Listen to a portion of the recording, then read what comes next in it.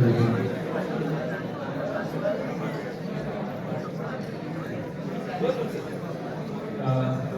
guys, welcome to the second lecture of Aluminias. This will be taken by Akshay and the topic is dynamic programming. So let me introduce Akshay. He is the competitive programming head of the Coding Club and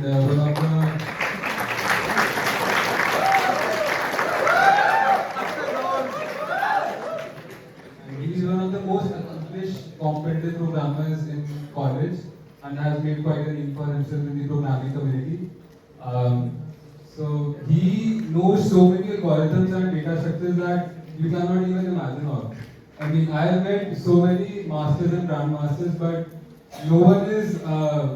nobody has knowledge in comparison to him. So.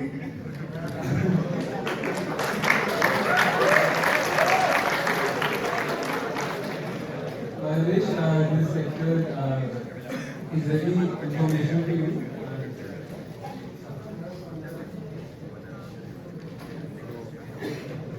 Yes, hello.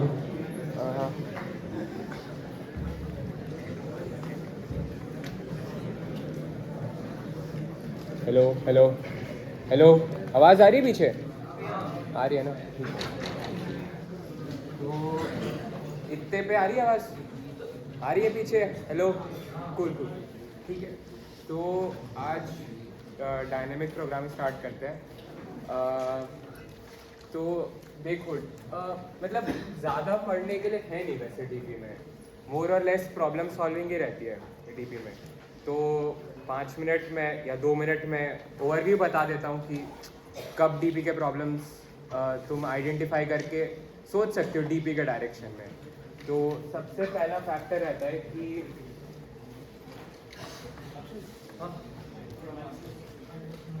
पास हो गए।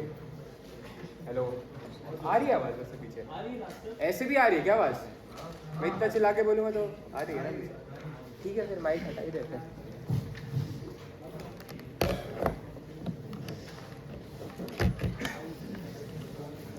ठीक है।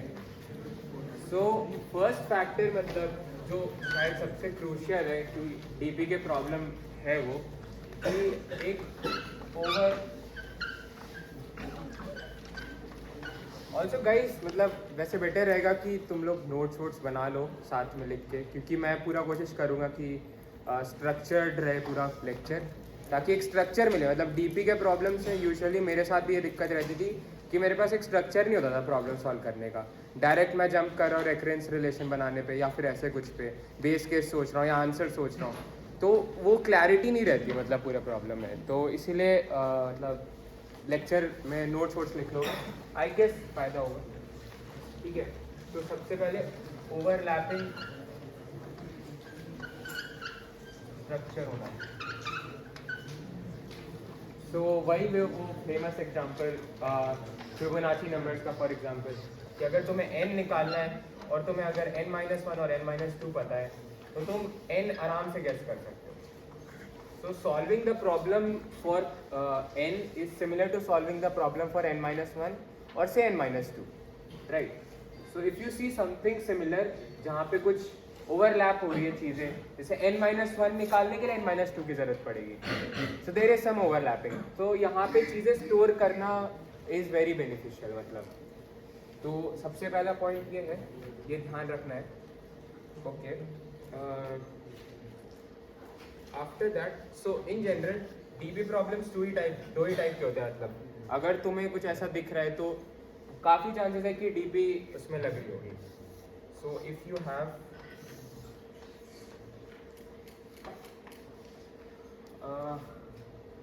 so first if you have some objective function, any function, मतलब जैसे cost होता है that is a objective function. तुम्हें कहीं पे वैल्यू मैक्सिमाइज करनी है तो वो एक ऑब्जेक्टिव फंक्शन है। तो तुम्हारे पास ऑब्जेक्टिव फंक्शन गिवन है और उसका कुछ मिनी मैक्स प्रॉब्लम सॉल्व करना है। So that can usually be solve by dynamic programming, right? So first ये है, एंड सेकेंड जो कल भी शायद पढ़ा होगा प्रोबेबिलिटी में कि counting ways counting problems can also be solved by dynamic programming. So for example, NCR जो होता है, NCR is essentially a dynamic programming problem, right? NCR depends upon that n-1 CR-1 and right, वो identity याद है ना, ये वाली NCR equals to n-1 CR. So if I have a given n and I want to calculate all the values of NCR, like R varies from 0 to n, what I can do is I can store, I can just solve the similar problem on n-1 CR and n-1 CR-1. So I have to maintain a 2D state dynamic programming table, right? और हम solve कर सकते हैं उससे. So counting problems भी काफी essentially मतलब deep से solve कर सकते हैं, right? Okay. I think that's about that might give you a rough idea मतलब DP में क्या क्या चीज़ें.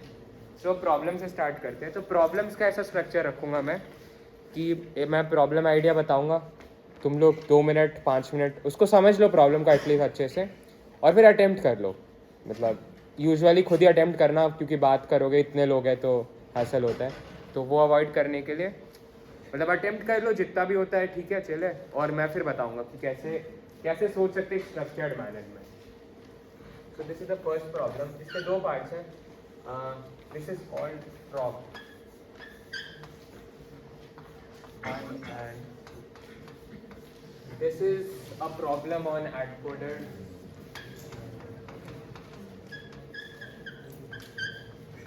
Context. And the problem is something like this कि तुम्हारे पास n towers हैं, right? So you have the first tower, you have the second tower, similarly you have the ith tower, and similarly you have the nth tower. So you have n towers. Your frog is currently standing, or you are say currently standing at index 1. What you can do is you can jump at least or at most 2 indices ahead. Like if you are at I, you can jump to I plus 1 and I plus 2. So these are the possible 2 jumps, provided obviously that I plus 1 and I plus 2 does not exceed n, right? मतलब tower से बाहर नहीं जाना है. So ये है problem. Now this is my problem statement, मतलब scenario. What you have to do, so there is a height associated with each of the towers. So the height given for ith tower is hi. What you have to do is you have to, you basically jump on these towers, right? So while jumping, say you jump from 1 to 2, 2 to 3, 3 to 5. So if you jump from say ith tower to say jth tower, these two have some height associated. So the cost of this jumping, the cost jumping from I to j is given by h of I minus h of j absolute value, right? Now what you want to do is say you have a certain set, मतलब तुमने कोई एक jump करा, कुछ एक certain set बनाया, इस I से j jumps का एक set बनाया I, right? मतलब मैं अननेसेसरी वैसे कॉम्प्लिकेट कर रहा हूँ अभी, बट इसका फ़ायदा ये है कि थोड़ा मैथमेटिकल वे में सोचोगे अब ज़्यादा, तो इसीलिए मैं अभी इतना बड़ा प्रॉब्लम डिस्क्रिप्शन दे रहा हूँ, है नहीं इतना बड़ा एक्चुअली. एनीवेज, सो आई अगर सेट है, आई सेट है तुम्हारे ऐसे जंप का, ऐसे पेयर्स हैं उसमें stored I comma J such that you have jump from I to J, ठीक है? ये डिस्क्रिप्शन है इस सेट का. ऐसा सेट है तुम्हारे पास आई, मेक सेंस, राइट? अब तुम क्या कर रहे हो कि इस i के लिए कॉस्ट फंक्शन कैलकुलेट करते हो. ऐसे सारे पेयर्स हैं, हर एक पेयर के लिए कॉस्ट होगा कुछ, राइट? और वो कॉस्ट कैलकुलेट करते हो. I denote this by c of i, right? तो c ऑफ i को मैं लिख सकता हूँ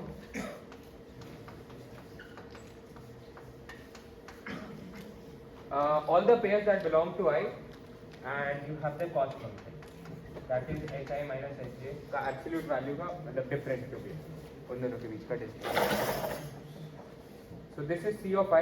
This is the cost associated with one of the variation of jumps. मतलब तुमने कोई एक जंप करा, एक जंप का पूरा सेट बना, उस जंप पे एक ये कॉस्ट आई. अब तुम इस फंक्शन को मिनिमाइज करना चाहते हो, ऑब्वियसली ये कॉस्ट फंक्शन है तो इसे मिनिमाइज करना है, तो minimize C I over all I, ठीक है। ये तुम्हारा ऑब्जेक्टिव फंक्शन है। Does it make sense? Problem description clear है सबको? किसी को डाउट है तो बोलो। क्लियर? ठीक है, अटेम्प्ट करो फिर डिस्कस करते हैं इसको।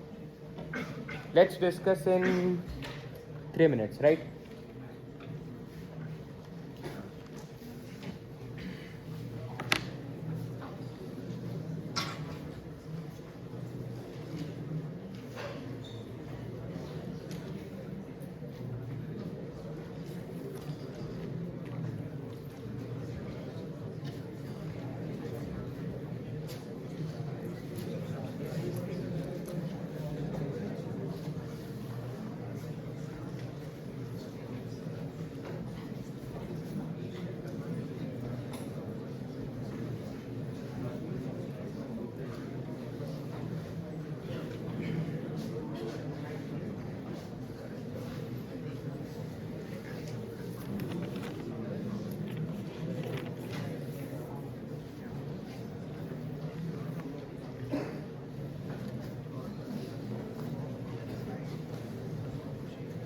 क्या नोटबुक पे क्यों?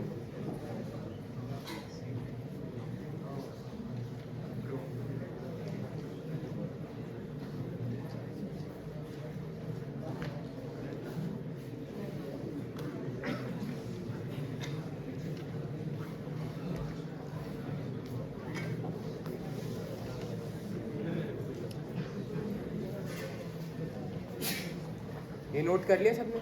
इस साइड रब कर रहा हूँ।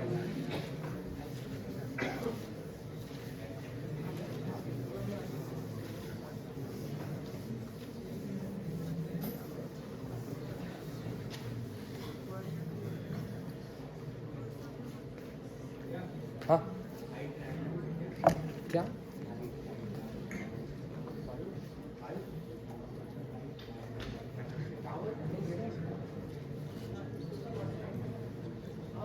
अच्छा, मैंने ये नहीं बताया क्या इनपुट तुम्हें गिवन है, इसलिए मैं बता देता हूँ।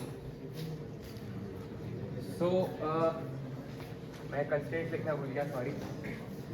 सो इसमें n जो है वो लेस देन इक्वल टू 10⁵ है। ये जो h है तुम्हें h गिवन है, so this hi is less than equal to 10⁹ I guess. और ये दोनों चीज़ें तुम्हें गिवन है, ठीक है। टावर्स की हाइट सब कुछ गिवन है। ये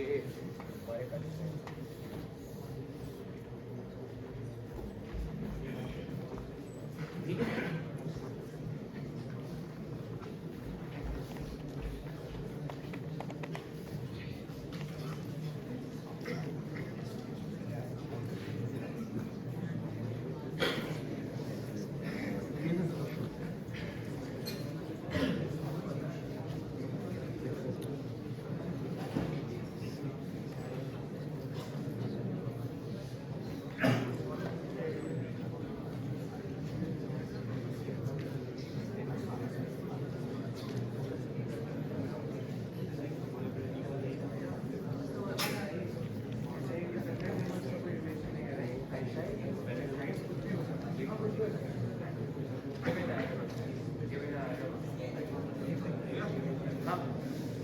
Is the question, is it mandatory to reach the last tower? Yeah, that is the objective, right? I have explained the set I, right? That set I is essentially the jumps. If you make a jump from I to j, you store that jumps, and you have to start from index 1 and you have to reach index n, right? Good.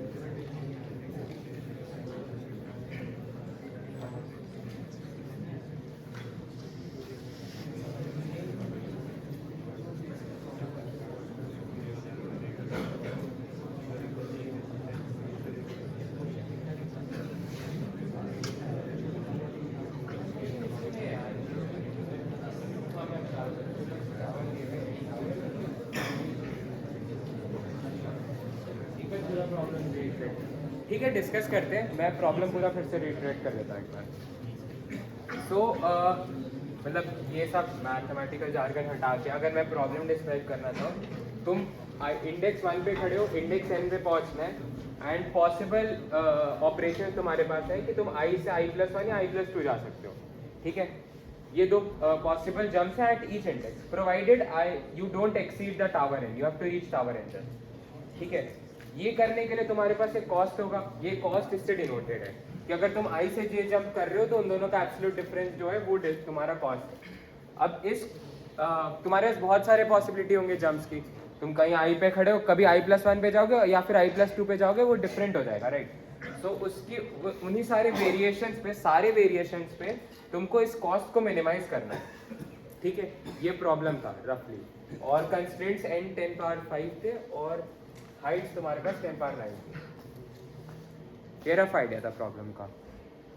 तो मतलब solutions मैं सुन सकता हूँ वैसे, but मैं first problem सोच रहा था कि पहले एक बार बता देते रफ आइडिया कि कैसे स्ट्रक्चर से स्टार्ट करना है, उसके बाद थोड़ा डिस्कशन भी रखेंगे कि तुम भी आज बताना आइडियाज, ठीक है। सो ओके, सो इसेंशियली मतलब कोई भी डीपी प्रॉब्लम को 3 स्टेप्स में करना है। सो द स्टेप 1 इज, और कभी भी किसी स्टेप से जंप करोगे तो वहाँ पे क्लैरिटी लूज हो सकती है, तो जंप नहीं करना है किसी भी स्टेप में। The first step is, it is visible right at the back, good. So the step 1 is,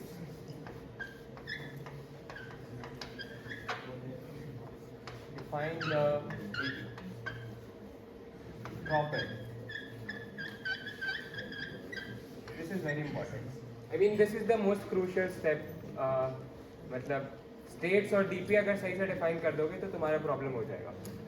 So एक पॉसिबल वे है कि अगर मैं ये ऐसा कुछ स्टोर करूँ कि मुझे सिर्फ ith टावर तक ही सॉल्व करना होता प्रॉब्लम, मैं पहले तो हिट एंड ट्रायल ही करेंगे, मतलब तुम्हें पता नहीं होगा कि वो रिकर कर जाएगा, तो पहले ऐसा ट्राई कर सकते हैं। फर्स्ट ऑफ ऑल एक स्टेट ही क्यों सोच रहा हूँ मैं, कि एक स्टेट इसलिए सोच रहा हूँ क्योंकि n 10 पावर 5 है।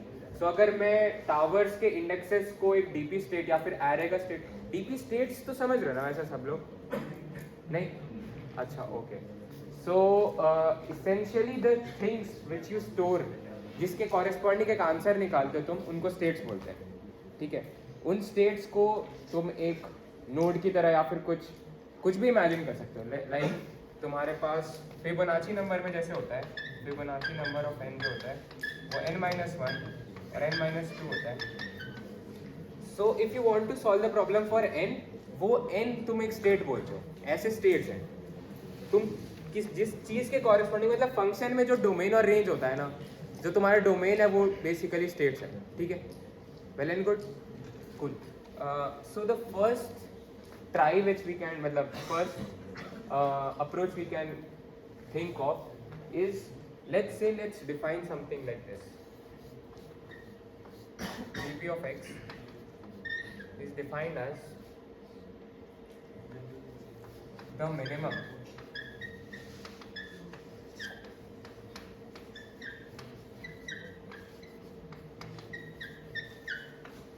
each index x from 1. Okay. So what is dpx defined? Let's say I start from 1 and let's say मेरा प्रॉब्लम सिर्फ x तक सॉल्व करने का होता, तो मैं dp of x में वो चीज़ स्टोर कर रहा हूँ, ठीक है। जब मैंने ऐसा कुछ स्टोर करा तो इसमें क्या क्या चीज़ें, देखो 2 पार्ट्स में डिवाइडेड है। ये जो डेफिनेशन लिखी है मैंने, पहले तो जब भी कोड वर्ड लिख रहे होगे तो ये डेफिनेशन लिखनी है जैसे डीपी एरे डिफाइन करते हो, उससे क्लैरिटी रहेगी आगे। सो 2 पार्ट्स में डिफाइन कर सकते हैं, ये डेफिनेशन 2 पार्ट्स में डिवाइडेड है। The first thing is what you store inside, मतलब इसका रेंज क्या है, ये कॉस्ट स्टोर कर रहा है, मिनिमम कॉस्ट, ठीक है। And the second thing is domain को एक्सप्लेन कर रहा है तुम्हें। सो डोमेन क्या है तुम्हारे पास, ये एक इंडेक्स एक्स क्या है, मेरा हाइट टावर एक्स है, कि मैं टावर एक्स पे 1 से पहुंचना चाह रहा हूँ, तो मिनिमम कॉस्ट कितना हो रहा है। तो ये 2 पार्ट्स होंगे, तुम्हें डोमेन और रेंज दोनों एक्सप्लेन करना है। मैं अगर इसको लिखना चाहूँगा तो जो तुम्हारा डीपी आ रहा है वो तुम्हारा डिफाइंड है, आई डोंट थिंक ये नोटेशन कॉमन है, बट ये बस वो है कि तुम्हारे इंटीजर्स हैं फ्रॉम 1 to n, राइट। ये पता होगा z इंटीजर होते हैं, राइट। और ये रेंज है 1 से n में सारे इंटीजर्स। ये मैप्ड है तुम्हारे कहाँ तक, क्योंकि कॉस्ट है, सो कॉस्ट कुछ भी हो सकती है, so that is an integer which is greater than equal to 0। ठीक है, 0 भी हो सकता है क्योंकि सारे हाइट सेम हो गए अगर, तो 0 आ जाएगा आंसर, राइट। सो ये हो गया तुम्हारा फर्स्ट स्टेप।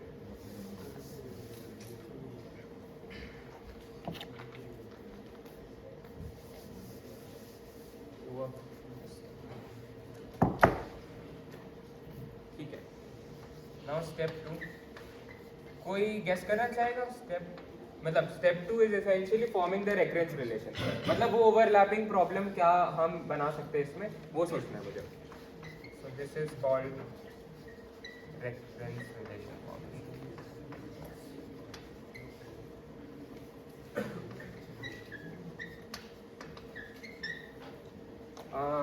कोई गेस करना चाहेगा क्या हो सकता है इसका recurrence relation? If you want to solve the problem to reach till index i या इंडेक्स x, तब तुम कैसे क्या लिख सकते हो, मतलब what is it similar to?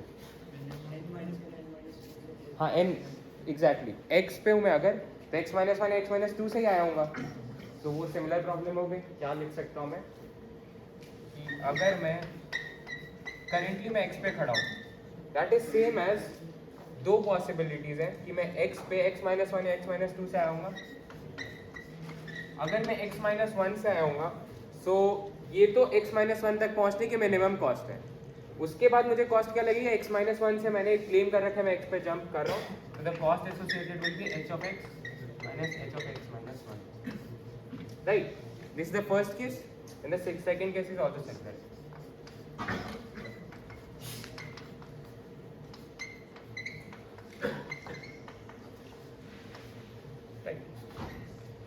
अब ये दो पॉसिबिलिटीज है, इन दो पॉसिबिलिटीज का मिनिमम होना है, राइट। ये दोनों कॉस्ट हैं, दो डिफरेंट तरीके से दो डिफरेंट कॉस्ट हैं, और ये ही दो पॉसिबिलिटीज हैं कि मैं अगर x पे पहुंच रहा हूँ तो x माइनस 1 या x माइनस 2 से आऊँगा, तो इन दोनों का मिनिमम होना चाहिए, राइट। Make sense? किसी को डाउट है तो पूछो। समझ आ रहे हैं पीछे? ठीक है, गुड। ठीक है, तो तुम्हारा ये रेफरेंस रिलेशन हो गया। अब जब भी रेफरेंस रिलेशन लिखते हो तो यूजुअली मतलब मैं तो ऐसा सोचता हूँ कि करंट स्टेट पे मैंने सॉल्व कर लिया प्रॉब्लम, तो करंट स्टेट पे सॉल्व करने के लिए मैं पीछे वाले स्टेट पे आऊँगा। कुछ लोग ऐसे भी सोचते हैं कि मैं करंट स्टेट पे हूँ और मैं आगे जाना चाहता हूँ, सो मैं अगर x पे खड़ा होता तो x प्लस 1 या x प्लस 2 पे भी जा सकता था, राइट। वो वाली प्रॉब्लम भी सॉल्व कर सकता था, बट मैं ऐसे यूजुअली सॉल्व, मतलब ऐसे अप्रोच करता हूँ प्रॉब्लम। तो अगर तुम भी ऐसे सोच रहे हो तो इसमें एक चीज़ और ध्यान रखने वाली है कि तुम x से स्टार्ट कर रहे हो, अगर x माइनस 1 पे आ रहे हो या x माइनस 2 से आ रहे हो, तुमने ये अज्यूम करा है, तो ये भी है ना कि इसके x माइनस 1 और x माइनस 2 रेंज में नहीं होगा, राइट। तो तुम्हें यहाँ पे एक चीज़ से मल्टीप्लाई करना होगा, एक कंडीशन लिखना होगा, मल्टीप्लाई नहीं, कंडीशन लिखना होगा। ये चेक करना पड़ेगा कि यहाँ पे x should be greater than equal to 1, ये वाला केस, और इस केस में x should be greater than equal to 2। ठीक है, ये अभी क्रूशियल नहीं है, बट आगे मतलब ध्यान रखना होगा ये सब, कि तुम हमेशा ये ध्यान रख रहे हो कि कंस्ट्रेंट्स, जो कंस्ट्रेंट्स को पार नहीं कर रहे हो तुम, मतलब उसको एक्सीड नहीं कर रहे हो। ये हो गया सेकंड स्टेप। आगे बढ़ते हैं।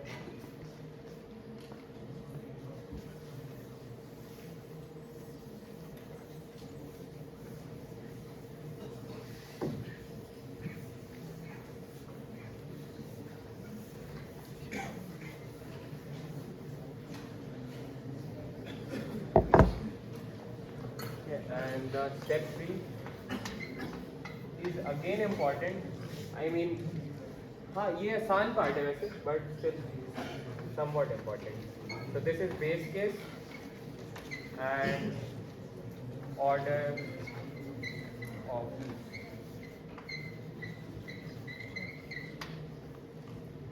So what could be the base case? Base case essentially होता है कि कुछ ऐसे पार्ट होगा ना, मतलब तुम्हें कुछ ऐसा डिफाइन करना पड़ेगा ना कि like if you are standing at say state 1, you can't say you have started from state 0 or state -1, right? So वही बेस केस है कि तुम्हें कुछ इनिशियलाइज करना पड़ेगा चीज़ कि यहाँ से मैं मान रहा हूँ कि मेरा यहाँ से स्टार्टिंग है, उसके ऊपर बिल्ड ऑन करूँगा मैं. So what should be the base case up here? I have started from what? Index 1, and if I want to solve the problem, like if dp of 1 would, what would it be?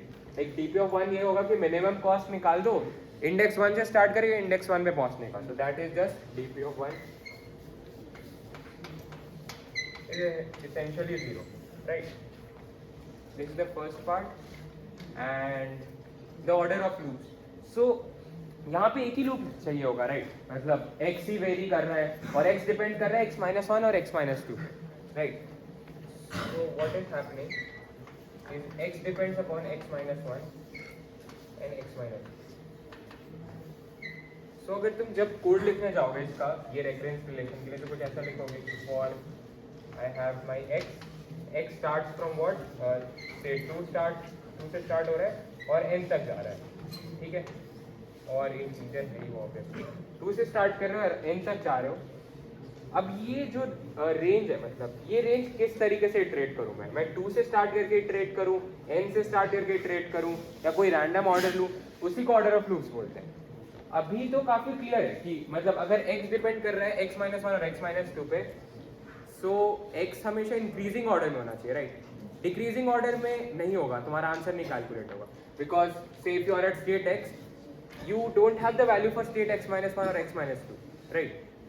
सो तुम्हें यही ध्यान रखना है कि तुम जब ये order कैसे डिफाइन करोगे, ये ऑर्डर कैसे लेना है. So this order should be x, this x should be in increasing order, right? Her x के लिए पीछे वाले 2 स्टेट सॉल्व होने चाहिए, और वो 2 स्टेट सॉल्व होने का मतलब यही कि x हमेशा इंक्रीजिंग ऑर्डर में होना चाहिए. सॉरी 3 से, वो केस मैंने इसीलिए लिखा था. ये केस जो है कि x जो है तुम्हारा, सॉरी x ग्रेटर देन 1, ये केस ही इसने लिखा था. देखो अगर तुम सपोज सॉल्व कर रहे हो x=2 के लिए प्रॉब्लम, राइट? तो क्या हो रहा है, x=2 पे तुम सॉल्व कर रहे हो, तुम x=2 है, ये मांगेगा x=1 का सोल्यूशन, वो निकल जाएगा मेरे पास है स्टोर. x=0 के लिए निकालेगा, वो कुछ एग्जिस्ट नहीं करता, उसी के लिए तो ये केस लिखा था. ये जो कंडीशन लिखी है मैंने कि x ग्रेटर देन 2 है, वो केस इसी के लिए है ना, ये इवैल्यूएट ही नहीं होगा. जब x लेस देन 2 होगा ना, तो मैं बोल दूंगा कि यहाँ पे इन्फिनिटी डाल दो कुछ, मतलब there is this easy concept of called neutral elements, मतलब ऑपरेशन के साथ. तो न्यूट्रल एलिमेंट्स वही होते हैं कि तुम अगर मिनिमा निकाल रहे हो, सो मतलब मैथ्स के कोर्सेज लोगे तो आगे पढ़ोगे, ग्रुप में यूज होता है बहुत. मिनिमा निकाल रहे हो तो न्यूट्रल एलिमेंट क्या होना चाहिए, इन्फिनिटी होना चाहिए. मतलब न्यूट्रल एलिमेंट का मतलब यही है कि तुम कोई भी एलिमेंट ले रहे हो, उसके साथ वो ऑपरेशन करते हो. सो this is a operation, binary operation, और बाइनरी ऑपरेशन करते हो तो वही एलिमेंट रिटर्न हो जाता है. That is just neutral element. Minima के लिए होगा, मैक्सिमा के लिए माइनस इन्फिनिटी होगा. इन्फिनिटी माइनस इन्फिनिटी मतलब कुछ भी अपन डिफाइन कर देंगे, 118 टाइप कुछ भी डिफाइन कर देंगे कंप्यूटर में, ठीक है? मिनिमा के लिए होगा, मैक्सिमा के लिए होगा, सम के लिए तुम्हारे पास 0 होगा, सब्ट्रैक्शन के लिए भी 0 होगा, जॉर के लिए क्या होगा, किस नंबर के साथ जॉर लेते तो वही नंबर आ जाता है, 0 के साथ, तो अगेन 0 होगा. तो यही है न्यूट्रल एलिमेंट्स हैं. Neutral elements usually binary operations पे डिफाइन करते हैं. बाइनरी ऑपरेशंस वो होते हैं जो 2 नंबर्स इनपुट लेते हैं, कि x सम ऑपरेशन y, अगर कोई नंबर दे रहा है और दोनों सेम डोमेन रेंज में लाई कर रहे हैं, तो वो एक बाइनरी ऑपरेशन है. गुड. सो फाइनली ये हुआ. अभी मतलब वैसे तो मैं यहाँ पे बोल रहा हूँ कि यहाँ पे अब सोचो कि टाइम कॉम्प्लेक्सिटी तुम्हारी सही है कि नहीं. टाइम कॉम्प्लेक्सिटी यहीं पे सोच लोगे तुम कि वो सही है कि नहीं, वो पास कर रही है कि नहीं. सो टाइम कॉम्प्लेक्सिटी एसेंशियली क्या होगी, मैंने बस बोला कि मैं 2 से n सॉल्व करूँगा और 2 स्टेट्स ही पे जाना है मुझे बस. तो this is just order of n. Order पता ही होगा, ऑर्डर वर्स्ट केस कॉम्प्लेक्सिटी होती है, सबको पता होगा. ठीक है, ऑर्डर ऑफ n है, n 10 पावर 5 था, तो ये सॉल्व कर रहा है प्रॉब्लम। ठीक है, मेक सेंस? सबको समझ आ गया प्रॉब्लम? कुछ डाउट है तो बोलो, नेक्स्ट प्रॉब्लम, नहीं तो कुछ डाउट? ठीक है, cool. So okay, so this was the first problem. The second problem is essentially similar, मतलब सेम ही प्रॉब्लम है।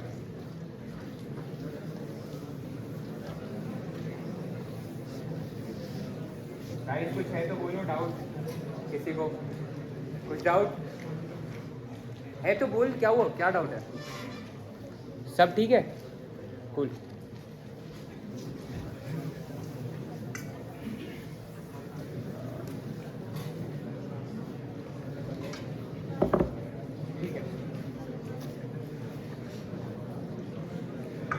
Okay, so the second problem is also similar.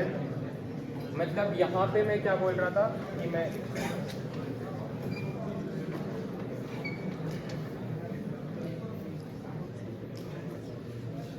Guys है, हाँ,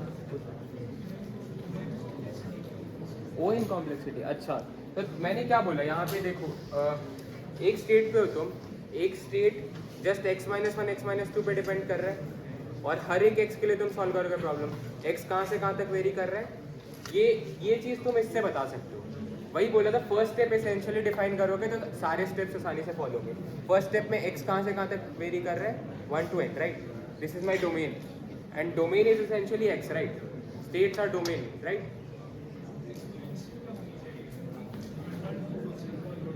फंक्शन ही कॉल है, I am storing that, right, in R. हाँ, उसे use कर रहे हैं। सो डीपी जो है वो एक फंक्शन नहीं है, वो एक एरे जैसा है। मतलब समझ रहे हो ना, कि उसमें मैंने कुछ स्टोर कर लिया, एक इंटीजर एरे है। मतलब मैं थोड़ी प्रीरिक्विजिट अज्यूम कर रहा हूँ, बट ये नहीं बोलना चाहिए था मुझे। ठीक है, एनीवेज, मतलब जो ये है, ये एक एरे है बेसिकली। ये वैल्यू स्टोर भी कर रहा है, कैलकुलेट तो करता है ये, बट स्टोर भी करता है साथ साथ। हाँ, फंक्शन कॉल कर सकते हैं, बट फंक्शन में हाँ सिर्फ कॉल कर, लेकिन भाई हाँ नहीं, अरे दो स्टेट्स बार बार कॉल होंगे ना, तो 2 की बार हो जाएगा। तो मैं सीधे स्टोर कर रहा हूँ, मतलब डीपी में एसेंशियली बात ही है ये कि तुम चीज़ें स्टोर कर रहे हो, सॉल्व कर रहे हो। समझ गए? ठीक है, कुछ तो जो प्रॉब्लम 2 है वो भी सिमिलर है। यहाँ पे बस क्या था कि दो जम्प्स ऐड कर सकता था मैं। तो अब मैं मानता हूँ कि मैं ये जम्प्स ऐड कर सकता हूँ कि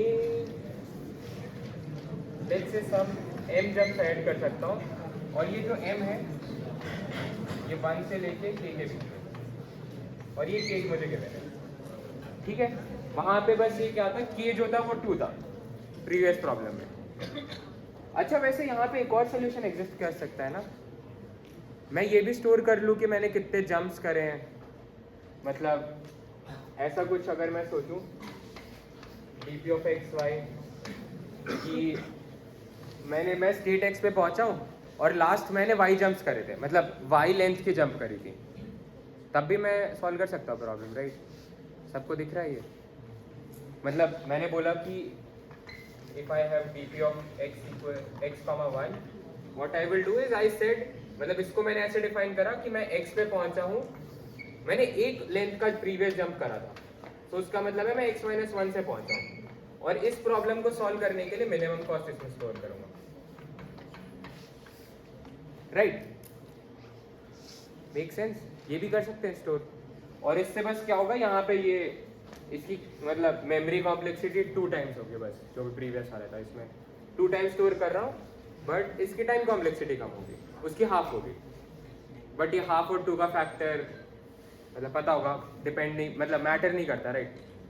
फैक्टर्स डोंट मैटर। लाइक अगर बहुत गंदा कांस्टेंट फैक्टर नहीं है तो तब तक नेग्लेक्ट कर देते हैं कांस्टेंट फैक्टर्स को, ठीक है?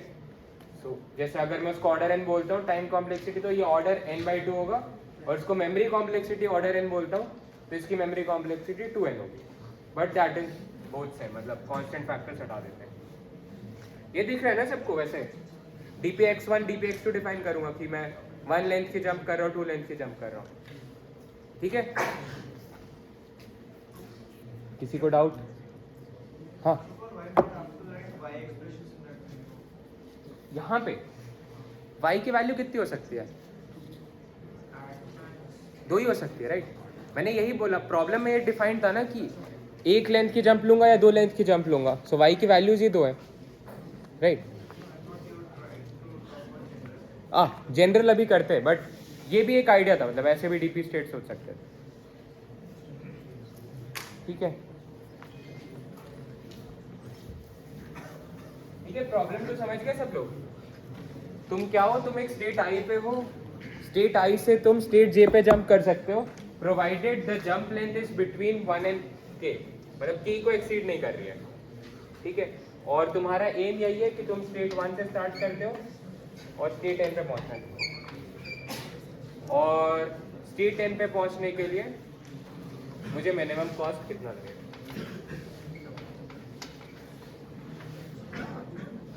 ठीक है, अगेन मतलब कंस्ट्रक्ट दिख, सिमिलर ही था वैसे तो प्रॉब्लम, कंस्ट्रक्ट दिख रहा होगा। अगेन ऑब्जेक्टिव फंक्शन ऑप्टिमाइजेशन करनी है इसमें भी, और ठीक है, इस पे सोचो 2 मिनट सोचते हैं फिर डिस्कस करते हैं, ठीक है।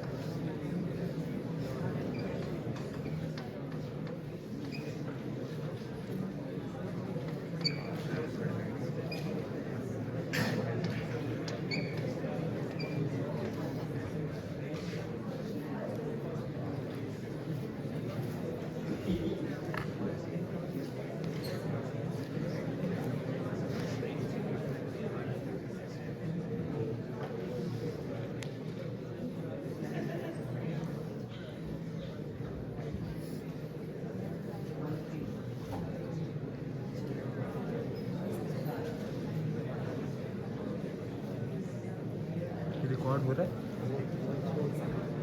हो रहा है ना? ठीक। हाँ हाँ, हो।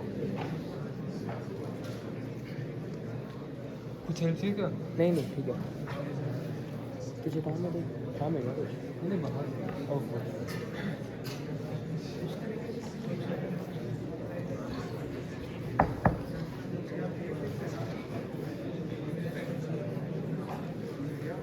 हाँ आगे ये नहीं बताया, ठीक है। इसमें n गिवन है, k भी गिवन है, ये भी सपोज मान लो 10 पावर 5 ऑर्डर का है, बट अनदर एडिशनल कंस्ट्रेंट ये है तुम्हारे पास कि n इंटू k जो है वो less than equal to 10 power 7, ठीक है। मतलब नंबर ऑफ जंप्स और जो स्टेट्स है उन दोनों का प्रोडक्ट 10 पावर 7 को एक्सीड नहीं करता, ये एडिशनल गिवन है।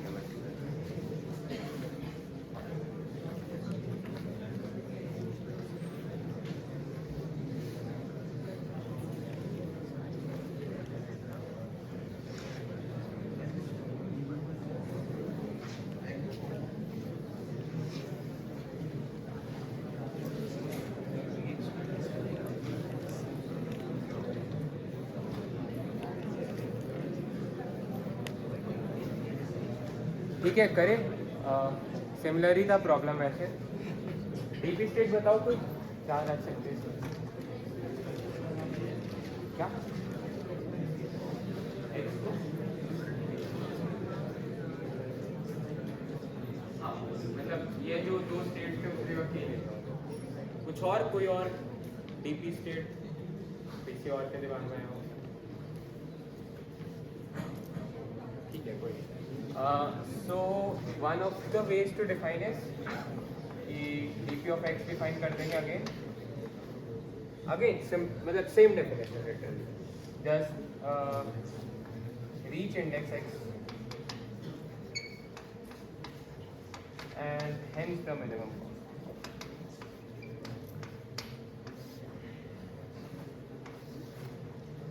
Reach index x and minimum cost. So this is my domain part and this is my range part.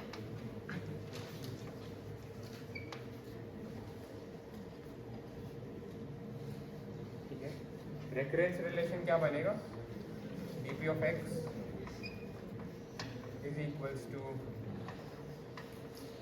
dp of y plus q मतलब इसका मतलब ये कि तुम x पे हो से तुम y से आए होते तो तुम क्या बोलते कि मैं y तक मैंने मिनिमम प्रॉब्लम सॉल्व कर दिया अब मैं क्या करूँगा एच वाई ये कॉस्ट है y से x तक जंप करने का ये मिनिमम प्रॉब्लम सॉल्व करा y तक पहुँचने के लिए और फिर मैंने बोला कि मैं y से x पे जंप कर गया हूँ ये मैंने एक सेट बनाया इन सारी वैल्यूज़ का ये वैल्यू कब बनेगी ये सेट नोटेशन जानते हो ना ये वैल्यू लिखते हैं उसके बाद कंस्ट्रेंट लिखते हैं पढ़ा ही होगा आई गेस तो हाँ ये मैं लिख सकता हूँ कंडीशन कि जो तुम्हारा y है मतलब लेंथ ऑफ जंप है this is my length of jump right x minus Y का एब्सोल्यूट ज़रूरत नहीं है मतलब x में ग्रेटर ही होना एनीवेज x माइनस वाई कहाँ से कहाँ तक होना चाहिए 1 से लेके k तक होना चाहिए and also this should belong to मतलब इंटीजर तो है obvious this make sense right क्या बोला मैंने कि मैं अगर x पे सॉल्व करना चाह रहा हूँ तो let's say I came from y से आया मैं अगर तो y तक मैं प्रॉब्लम सॉल्व करता हूँ अपनी और मैं बोलता हूँ ये मेरी डिस्टेंस है y से x पे जंप करने की और ये सब मतलब y से कब मैं बोल सकता हूँ कि मैं y से x जंप कब कर सकता हूँ तभी जंप कर सकता हूँ जब मेरा लेंथ ऑफ जंप जो है ये लेंथ ऑफ जंप है essentially my length of jump is between 1 and k right और इन सब का इस पूरे सेट का मैं क्या लेना चाहता हूँ मिनिमम ये एक सेट बनाया सारी मतलब ऐसी कुछ पॉसिबल वैल्यूज ऑफ y आएंगी उन y पे मैंने ये वैल्यूज का एक सेट बनाया और उसका मिनिमा निकालना चाह रहा हूँ हाँ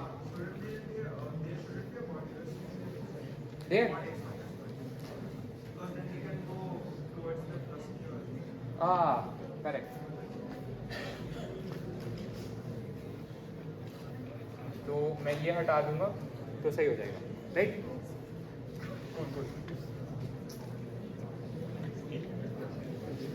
मतलब समझ गए ना क्या प्रॉब्लम थी उसमें वो प्रीवियस जंप भी अलाउ कर रहा था ठीक है समझ आ गया रेफरेंस रिलेशन सबको ठीक है गुड ये हुआ जैसे ही तो मैं अब बेस केस सोचता हूँ बेस केस क्या रख सकते हैं अगेन अच्छा यहाँ पे मैं ये चीज़ कर रहा हूँ अगर तो मुझे ये अगेन ध्यान रखना पड़ेगा कि मेरा y जो है वो नेगेटिव ना हो जाए मतलब नॉन नेगेटिव पॉजिटिव रहना चाहिए सो मुझे यहाँ पे कंडीशन ये डालनी पड़ेगी कि तभी तक करो जब तक y मेरा ग्रेटर देन इक्वल टू 1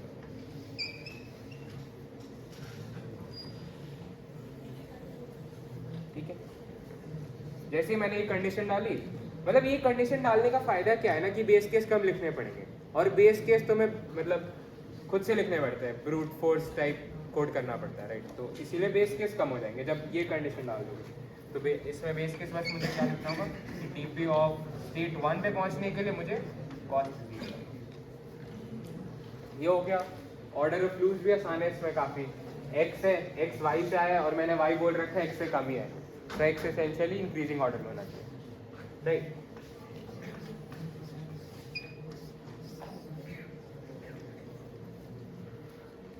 ठीक है प्रॉब्लम समझ आ गया सबको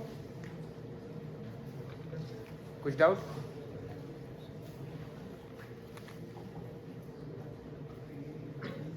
ठीक है कुछ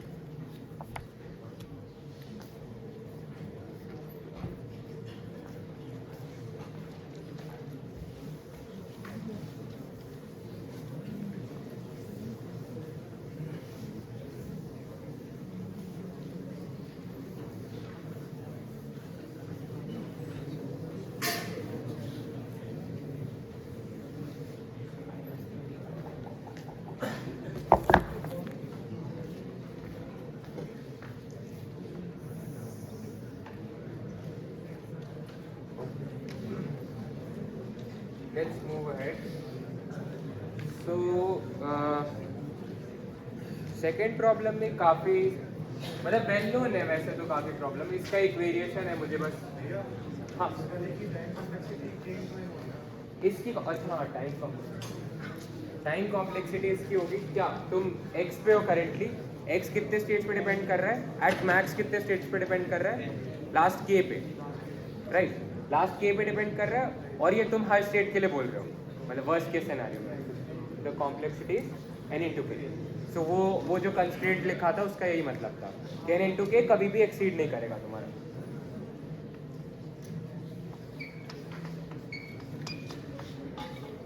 अच्छा, इसमें एक इंटरेस्टिंग ऑब्जर्वेशन है वैसे. जो मैंने यहाँ n इंटू के लिखा था वो 10 पावर 6 लिखा 7 लिखा था, 10 पावर 7 लिखा था. तो क्या दिक्कत होती है ना कि तुमने ये तो सही सोल्यूशन है, बट अगर सपोज मैं सोल्यूशन वही वाला सोचता प्रीवियस वाला कि D P of X comma Y, जहाँ पे मेरा मतलब है मैं स्टेट एक्स पे पहुँचा हूँ और मैंने प्रीवियसली वाई जंप लिया था, वाई लेंथ का जंप लिया था. उसमें क्या दिक्कत हो जाती ना कि ये जो x है ये x कितने ये इसमें ये मतलब ये डी पी आर कितने साइज का होगा, कितने साइज का n इंटू के होगा, राइट. y जंप्स है, y लेंथ की जंप है, मैक्सिमम y लेंथ की कितनी जंप हो सकती है, k लेंथ की k की हो सकती है. तो ऑर्डर ऑफ n की हो जाता. तुम इसको स्टोर करने जाते तो ये mle कर जाता, but mle memory limit exceeded, right. तो मतलब इतनी मेमोरी अलॉटेड नहीं होती यूजुअली ऑनलाइन जजेस में.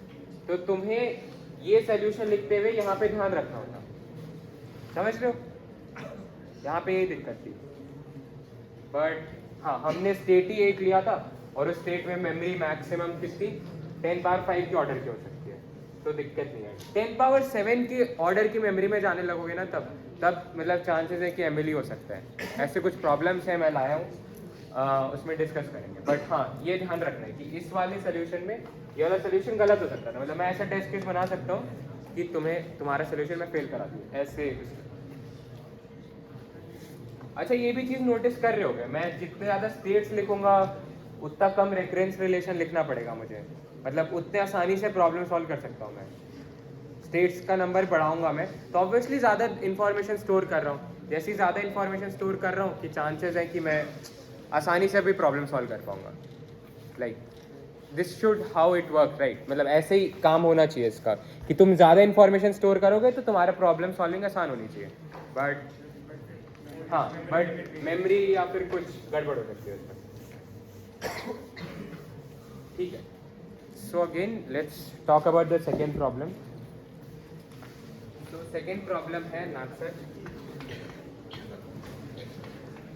मतलब ये लाइक इंट्रो देते अगर डीपी का तो इसी प्रॉब्लम से देते हैं. जो भी सी एस एम वाले होंगे अगर पढ़ेंगे तो नैपसैक ही पढ़ाते हैं उनको बस स्टार्टिंग में, आई गेस.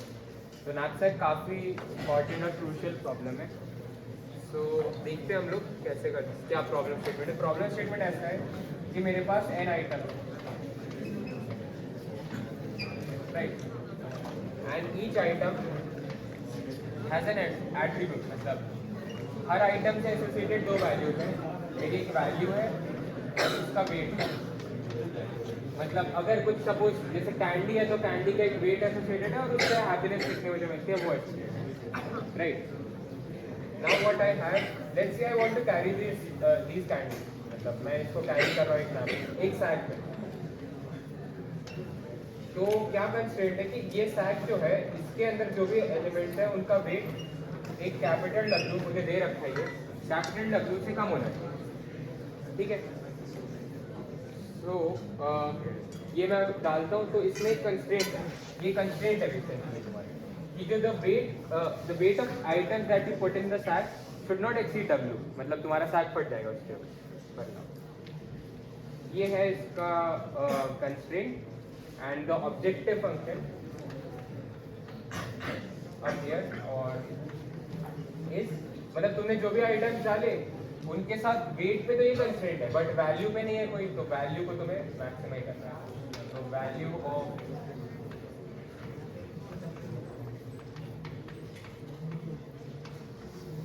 ये तुम्हारा function. The value v is defined as the element that belongs to the sack. इसको पूरे को सारे डिस्ट्रीब्यूशन में इसको मैक्सिमाइज करना है, ठीक है? एक बार फिर से, okay. So what you have n items. n items को इमेजिन कर सकते हैं कैंडी की तरह, ठीक है? कैंडी का एसोसिएटेड है, दो वैल्यूज एसोसिएटेड है उससे. एक उसका हैप्पीनेस या वैल्यू, कितनी वैल्यू मिलती है मुझे उसे खा के, और उसकी एसोसिएटेड उसके साथ एक वेट, ठीक है? तो V I and W I, ith item के लिए है, ठीक है? Now what you have a sack, मतलब तुम्हारे पास कैरिंग बैग है. उस कैरी बैग में तुम W से ज्यादा वेट नहीं ले जा सकते हो. W ज्यादा वेट ले जाओगे तो फट जाएगा. ये कंस्ट्रेंट है तुम्हारी एसेंशियली प्रॉब्लम. ये कंस्ट्रेंट है and your objective function is to maximise this total value, the total value which you carry in the sack. बहुत सारे डिस्ट्रीब्यूशंस होंगे, मतलब मैं कुछ लूँ कुछ ना लूँ, ऐसे कितने सारे हो सकते हैं. कितने हो सकते हैं वैसे? 2 की पावर n हो सकते हैं, राइट? हर ऑब्जेक्ट पे मेरे पास दो ऑप्शन है, लेने ना लेने का. 2 की पावर n है, और उन 2 की पावर n में कुछ सेटिस्फाई करेंगे कंस्ट्रेंट, कुछ नहीं करेंगे. जो सेटिस्फाई करेंगे कंस्ट्रेंट उन पे मैक्सिमा निकालना है. So this is my first problem. अच्छा, इससे बहुत इंपॉर्टेंट है कंस्ट्रेंट्स. मैं कंस्ट्रेंट्स लिख देता हूँ इस पर. So the constraints are n is still 100. The W which is given is still 10 power 5, and all the Wi are between less than W, capital W, and the value associated. ठीक है, constraint समझ गए? मतलब तुम्हारे पास item number 100 से कम है, जो maximum weight है सैक कैरी कर सकता है वो 10 बार 5 से कम है, जो वेट है कैंडीज की वो W से कम है, कैपिटल W से, और वैल्यूज जो है वो 10 बार 9 के ऑर्डर के,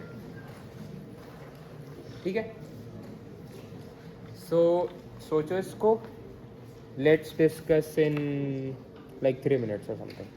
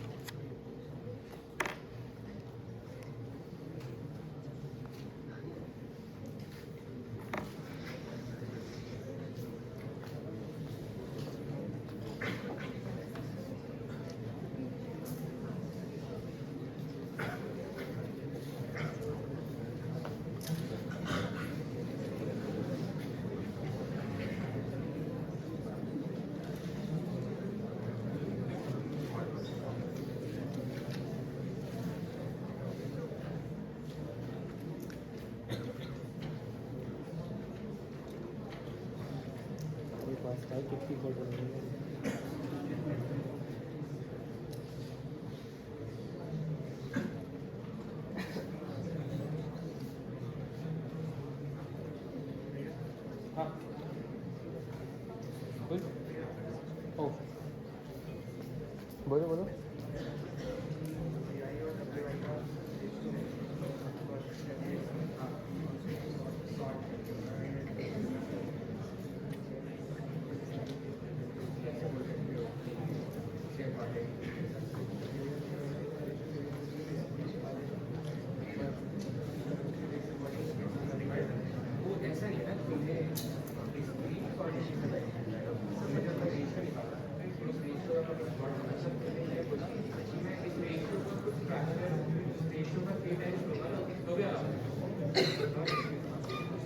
वो रेशियो का सिर्फ एक पर्टिकुलर कांस्टेंट टाइम से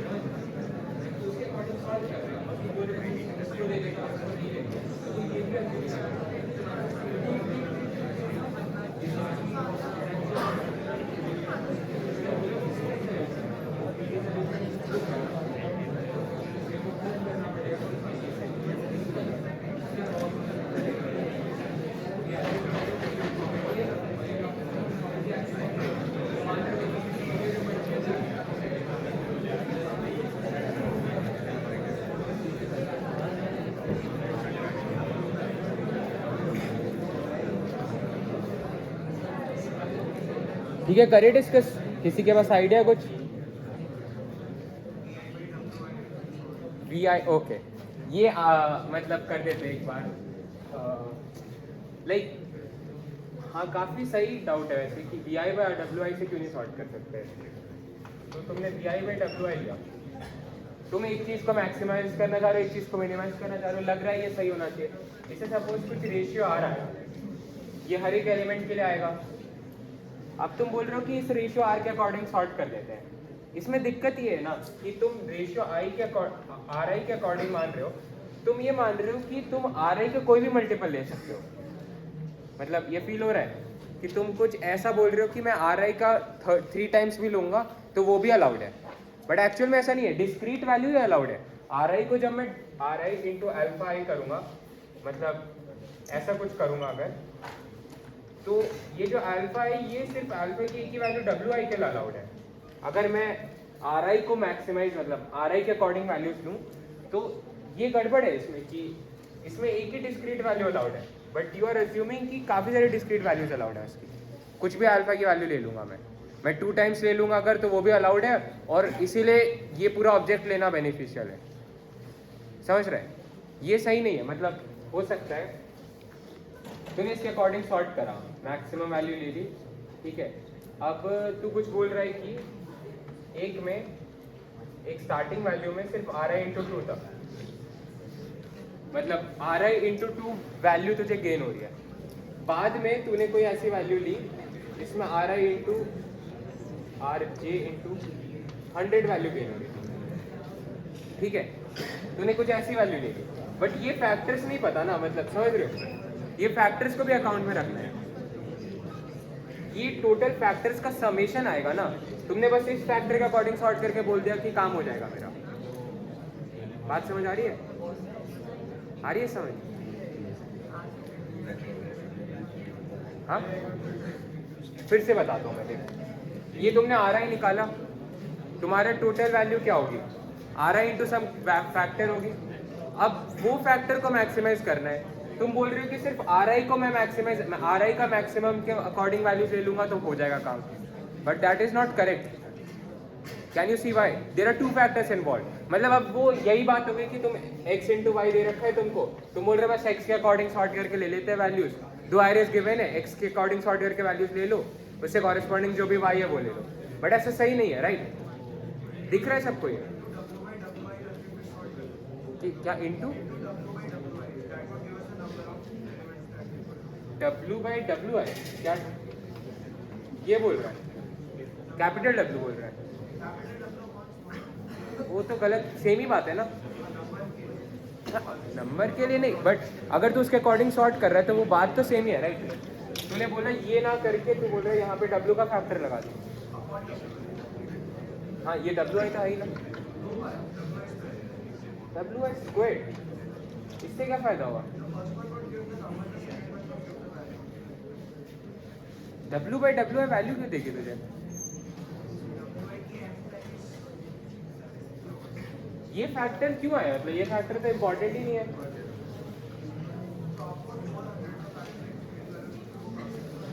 कौन सा? ये वाला फैक्टर, ये 100 और 2 वाला। ये 100 और 2 वाला फैक्टर इसलिए क्योंकि तुम्हें वैल्यू चाहिए। तो वैल्यू कब बनती है? तुम्हारी डब्ल्यू आई से मल्टीप्लाई करोगे आर आई को, तभी बनेगी ना वैल्यू, राइट? तो ये वो फैक्टर, ये 2 का फैक्टर वो है, ठीक है। कोई नहीं। I mean greedy solutions hit कर सकते हैं ऐसे, but usually greedy solutions prove करने चाहिए। स्वैपिंग टेक्निक पढ़ी है तुम लोगों ने? स्वैपिंग टेक्निक तो उससे प्रूव होता है यूजुअली। मतलब तुम उसमें अज्यूम करते हो कि सपोज मैंने एक ऑर्डर मान लिया और दूसरा ऑर्डर मान लिया, उन दोनों ऑर्डर को कंपेयर करते हो, उन दोनों में एक चीज़ स्वैप कर देते हैं और उसके बाद कंपेयर करते दोनों के आंसर, वैसे प्रूव होता है। एक बार देखना जाके, स्वैपिंग टेक्निक करके देखना, और फिर ग्रीडी एल्गोरिथम्स में ग्रीडी हिट कर रहे हो तो वो ऐसे प्रूव करके करना चाहिए, ठीक है। कोई नहीं। अच्छा, इसका बताओ तो सही, क्या और हो सकते हैं स्टेट? अगर मैं कुछ सोचूं, क्या सोच सकता हूँ? थोड़ा जल्दी, टाइम नहीं है।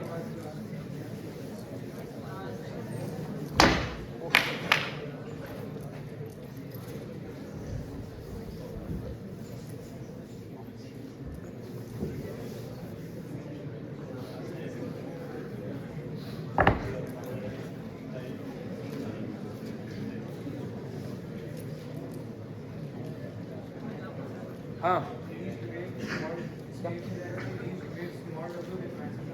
हाँ करेक्ट करेक्ट ठीक है। आई मीन ये क्यों हिट करा वैसे, ये इसलिए हिट करा, इसका वही है कि ये n इंटू डब्ल्यू जो है वो तुम्हारे 10 पावर 7 के ऑर्डर का बन रहा है। सो ये मैं कॉम्प्लेक्सिटी कर सकता हूँ, रख सकता हूँ, और कोई दो चीज़ों का प्रोडक्ट लूँगा मैं अगर, तो वो एक्सीड ही कर रहे हो कॉम्प्लेक्सिटी, 10 पावर 8 की वैल्यू को एक्सीड कर रहे होगी। ठीक है, तो let's define that TP. TP of ij is defined as, मतलब ये चीज़ बहुत बार यूज होती है ऐसे आगे कि तुमने अभी तक scan, you have scan till first I object, scan first I object and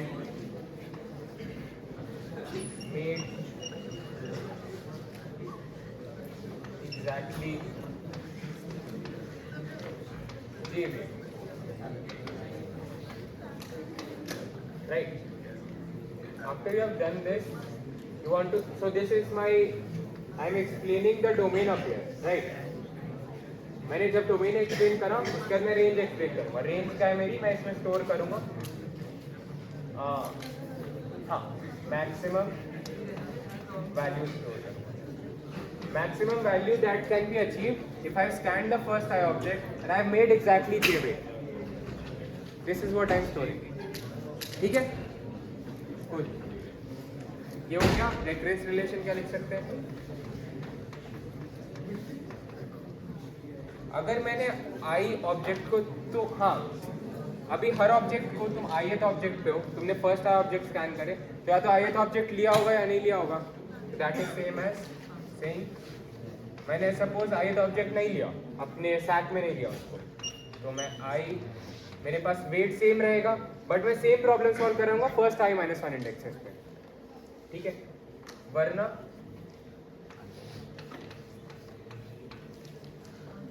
वरना मैंने ये ऑब्जेक्ट लिया है, ये ऑब्जेक्ट लिया है तो उससे क्या एसोसिएटेड होगा i -1, एंड इस ऑब्जेक्ट को लिया है मैंने तो इस ऑब्जेक्ट से एसोसिएटेड वेट है wi, तो ये wi जाएगा। बट मैंने ये ऑब्जेक्ट लिया, मैं बोल रहा हूँ कि इस प्रॉब्लम को सॉल्व करो, और मैंने उसके बाद ये ऑब्जेक्ट भी लिया है तो उस ऑब्जेक्ट को लेने का वैल्यू भी ऐड करूँगा इसमें।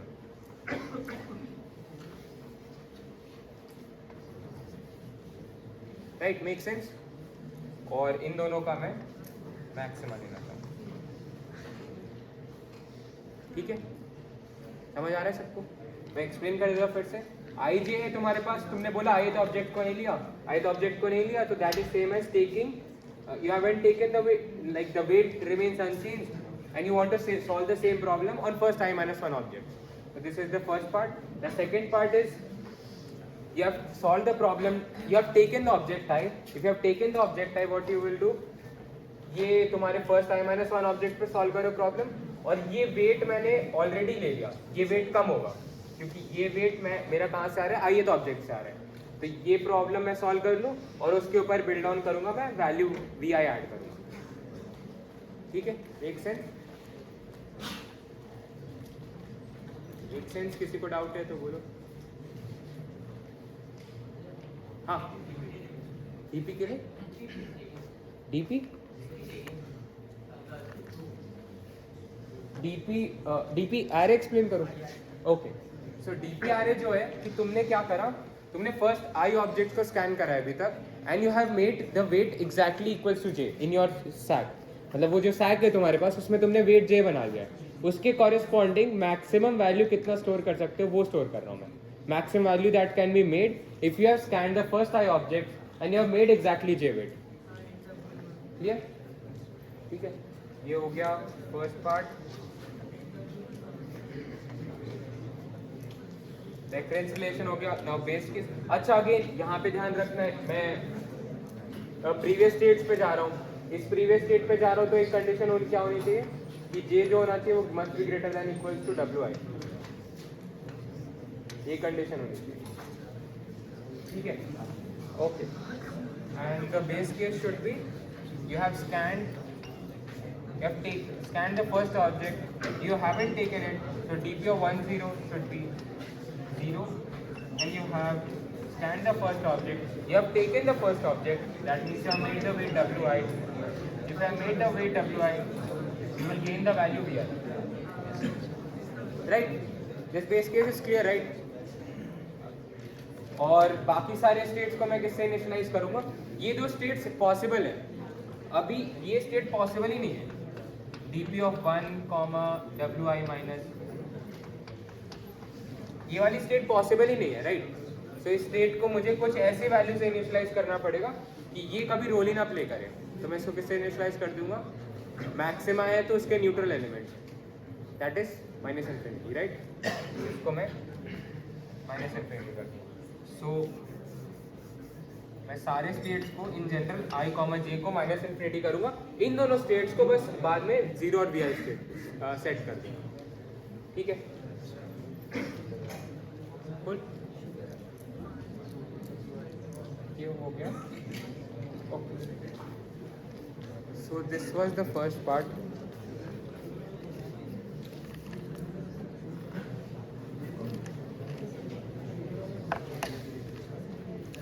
अच्छा, मैं इसका मॉडिफिकेशन सॉल्व नहीं कर रहा हूँ, मैं बस एक रफ आइडिया दे रहा हूँ, तुम लोग खुद से सोचना.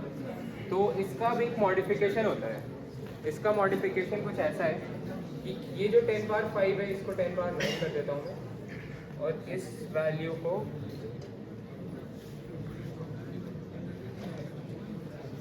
को आई गेस 10 पावर 5 कर देता हूँ. स्वैप कर दिया दोनों कंस्टेंट्स को. ठीक है, अगर मैंने ऐसा स्वैप करा तो अगेन वो डीपी स्टेट भी स्वैप होंगी. वो डीपी स्टेट स्वैप करते मैं क्या बोलूँगा कि मैंने आई ऑब्जेक्ट स्कैन करे पहले, फिर मैं क्या कर रहा हूँ कि मैं एग्जैक्टली जे वैल्यू बना रहा हूँ. उससे कॉरेस्पॉन्डिंग क्या स्टोर कर लूँ? Minimum weight. वो सेम प्रॉब्लम है, राइट? अगर तुम ऐसा कुछ स्टोर कर रहे हो कि एक वेट के कॉरेस्पॉन्डिंग मैक्सिमम वैल्यू कितनी है और एक वैल्यू के कॉरेस्पॉन्डिंग मैक्सिमम वैल्यू कितनी है, तो ये दोनों टैबुलेशन सेम है, राइट? Make sense? तो वो काम करेंगे इसमें. ये एक बार सोचना खुद से, मैंने रफ आइडिया बता दिया. सो नैपसैक के दो प्रॉब्लम्स हैं ऐड कोडर डीपी में, वही ये दो प्रॉब्लम्स हैं, नैपसैक 1 एंड नैपसैक 2. ठीक है, cool. हाँ, क्या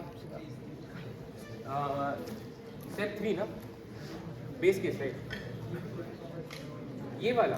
हाँ, तो देखो, तुमने फर्स्ट इंडेक्स को स्कैन करा, या तो फर्स्ट इंडेक्स लोगे या नहीं लोगे.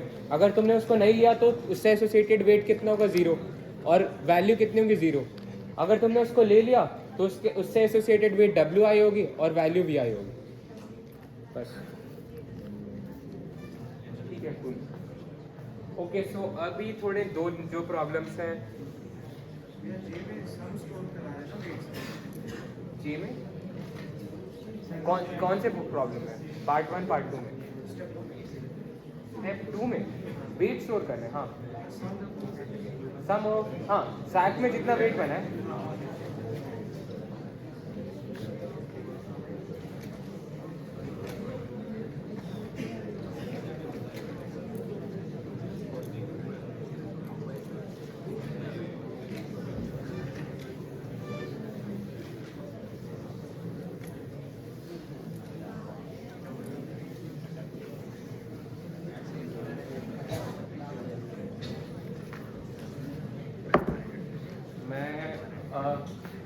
तो ये P2 हो गया. आई थिंक P3 समझाने में बहुत टाइम, P4 समझाने में बहुत टाइम लग जाएगा, तो P3 करते उसके बाद आगे बढ़ जाते थे, टॉपिक भी कवर करने. तो the problems is point again on AdCoder DP contest this is present, and the problem is something like this. You have n coins, each coin मतलब हर एक कॉइन का हेड टेल फेस है, right? हर coin को तुम जब toss करते हो तो the probability of getting a head is pi, right? हाँ, so the probability of getting a head for the ith coin is pi, right? ठीक है. Now what you want to do is, you have n coins, the probability of getting head on ith coin is pi. Now what you want to do is this, that finally what is the probability such that the like तुमने एक बार पूरे सारे coins को toss करा, जब तुमने सारे coins को टॉस करा तो कुछ आया होगा हेड टेल राइट। तो मैं जितने हेड्स आए होंगे उसको काउंट एच से डिनोट कर रहा हूँ और जितने टेल्स आए होंगे उसको काउंट टी से डिनोट कर रहा हूँ। जब मैंने ये बोला तो मैं फाइनली ये प्रोबेबिलिटी निकालना चाहता हूँ कि तुम्हारे जो काउंट है जितने हेड्स आए हैं वो ज़्यादा होने चाहिए जितने टेल्स आए सारे एन कॉइन्स पे, ठीक है। ये प्रॉब्लम है, मैं कंस्ट्रेंट्स लिख देता हूँ। तो the constraints are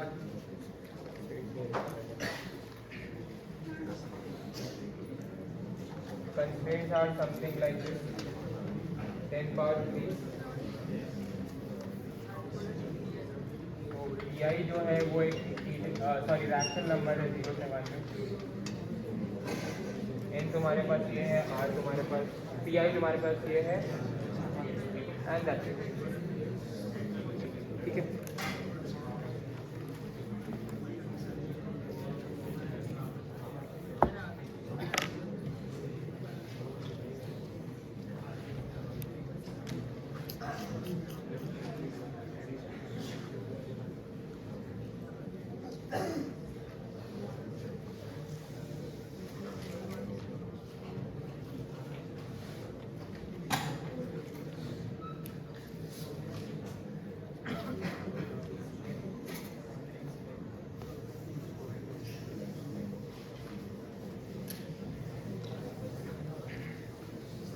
problem description समझ गए ना सब लोग, राइट? पीछे समझ गए सब लोग प्रॉब्लम स्टेटमेंट? नहीं? अरे तो बोलो ना भाई। तो तुम्हारे पास क्या है, तुम्हारे पास n कॉइन्स है। What you do is you toss this coin. So while tossing the probability of getting the head on ith coin is pi, ठीक है। Now what you do is, ये तुमने n कॉइन्स को toss करा, अब कुछ coins पे head आएगा, कुछ कॉइन्स पे टेल आएगा, राइट। सो मैंने बोला कि मैं जितने कॉइन्स पे हेड आते हैं उसको काउंट एच से डिनोट करता हूँ और जितने कॉइन्स पे टेल आते हैं उसको काउंट टी से डिनोट करता हूँ। सो जब तुम ऐसे बहुत बार करोगे तो क्या प्रोबेबिलिटी है कि जो काउंट ऑफ हेड है, मतलब जितने हेड्स आए हैं वो ज़्यादा होने चाहिए जितने टेल्स आए हैं उससे। और इसमें एक और चीज़ है, एन इवन है, सॉरी एन ऑड है। तो मतलब n अगर ऑड होगा तो तुम्हारे पास यही दो केसेस होंगे, काउंट हेड ग्रेटर देन है, काउंट हेड लेस देन। ये दो एक्सक्लूसिव इवेंट्स होंगे,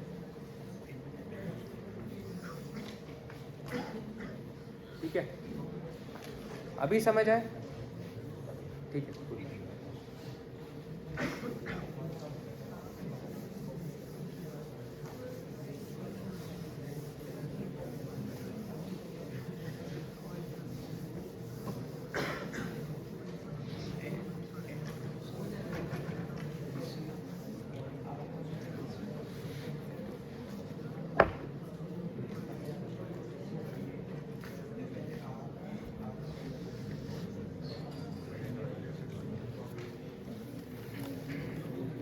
स्क्रूज आ रहा है ना?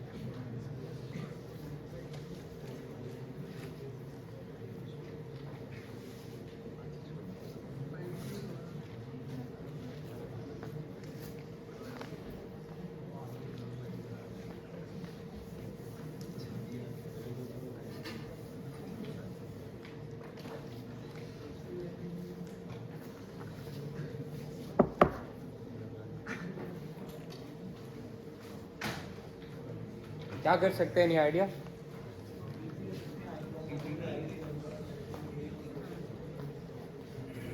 क्या कर सकते हो?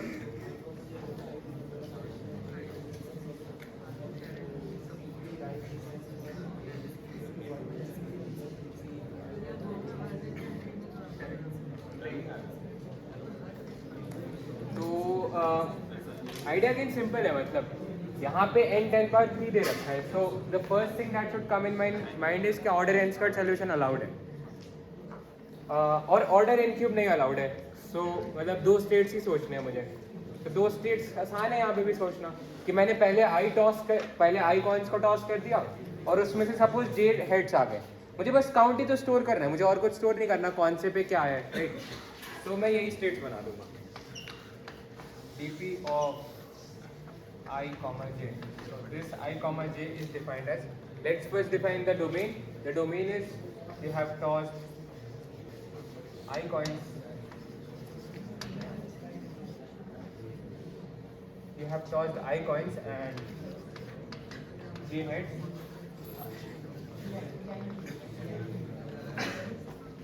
and this is my domain, and my range, that is what this dp stores is ये इवेंट होने की क्या प्रोबेबिलिटी है, ये स्टोर करूँगा मैं।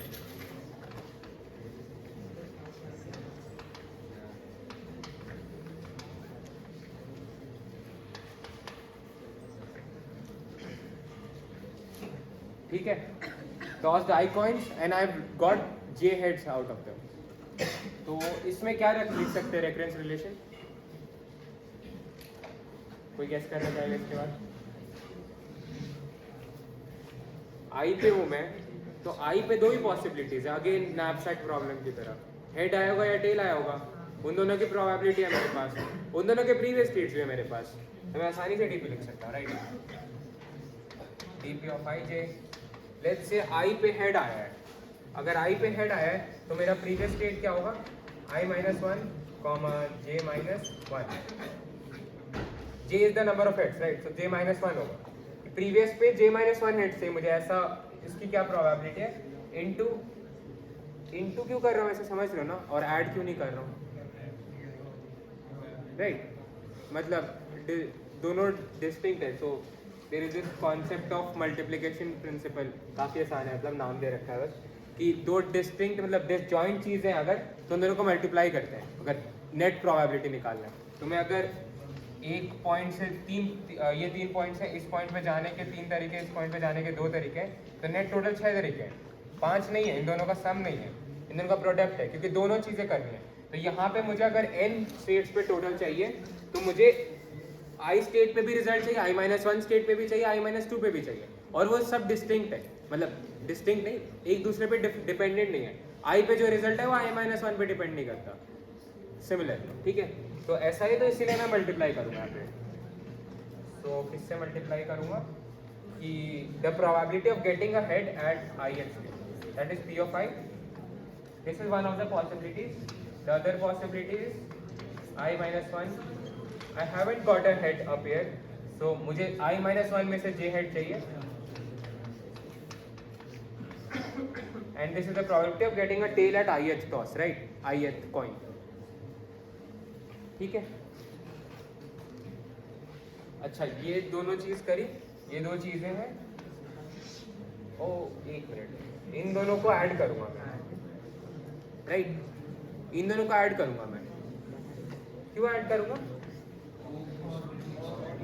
और है, दोनों चीजें हो सकती है, मतलब वहां पे एंड था, मतलब तुम्हें दोनों चीजें करनी थी, यहाँ पे ये प्रोबेबिलिटी से इसलिए मल्टीप्लाई करा कि तुम्हें आई एच स्टेट पे जो वैल्यू चाहिए वो भी चाहिए, और i माइनस वन पे भी चाहिए, दोनों चाहिए, यहाँ पे इसमें से एक ही चीज होगी, राइट, तो दोनों का इसलिए समझ, ठीक है।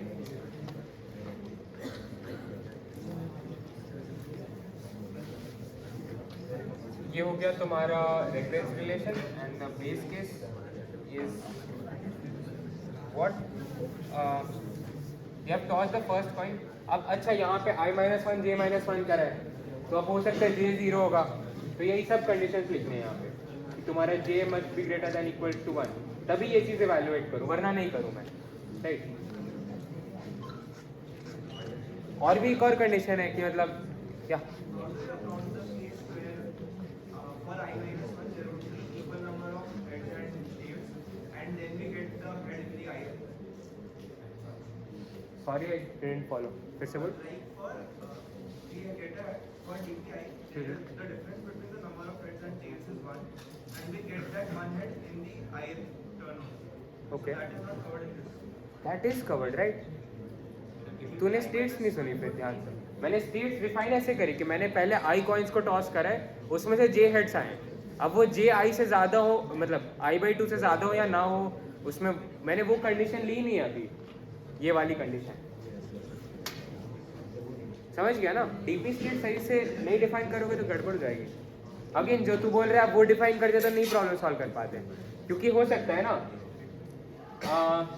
ये तुम्हारे पास अगर कर्व ग्राफ है नंबर ऑफ टॉसेस का, मतलब ith कॉइन को करा तो काउंट ऐसे ऐसे जा रहा है और तुम्हारा ये काउंट ऑफ एच ऐसे जा रहा है, मतलब कभी नीचे हो गया और तूने बोल रखा है कि मैं तब वही चीज़ें स्टोर कर रहा हूँ जब जे की वैल्यू मतलब नंबर ऑफ हेड्स जो आए वो ज़्यादा है टेल से, वही प्रोबेबिलिटी स्टोर कर रहा हूँ, तो इसलिए गड़बड़ हो जाती है. क्योंकि नीचे भी जा सकता है बीच में राइट, मतलब तुम कोई IH टॉस करे उसमें टेल बहुत सारे टेल आ गए स्टार्टिंग में, पहले n-1 के लिए टेल्स n-1/2 के लिए कुछ टेल्स आ गए और उसके बाद सब पे हेड्स आ गया, तो वो चीज़ भी अकाउंट में नहीं.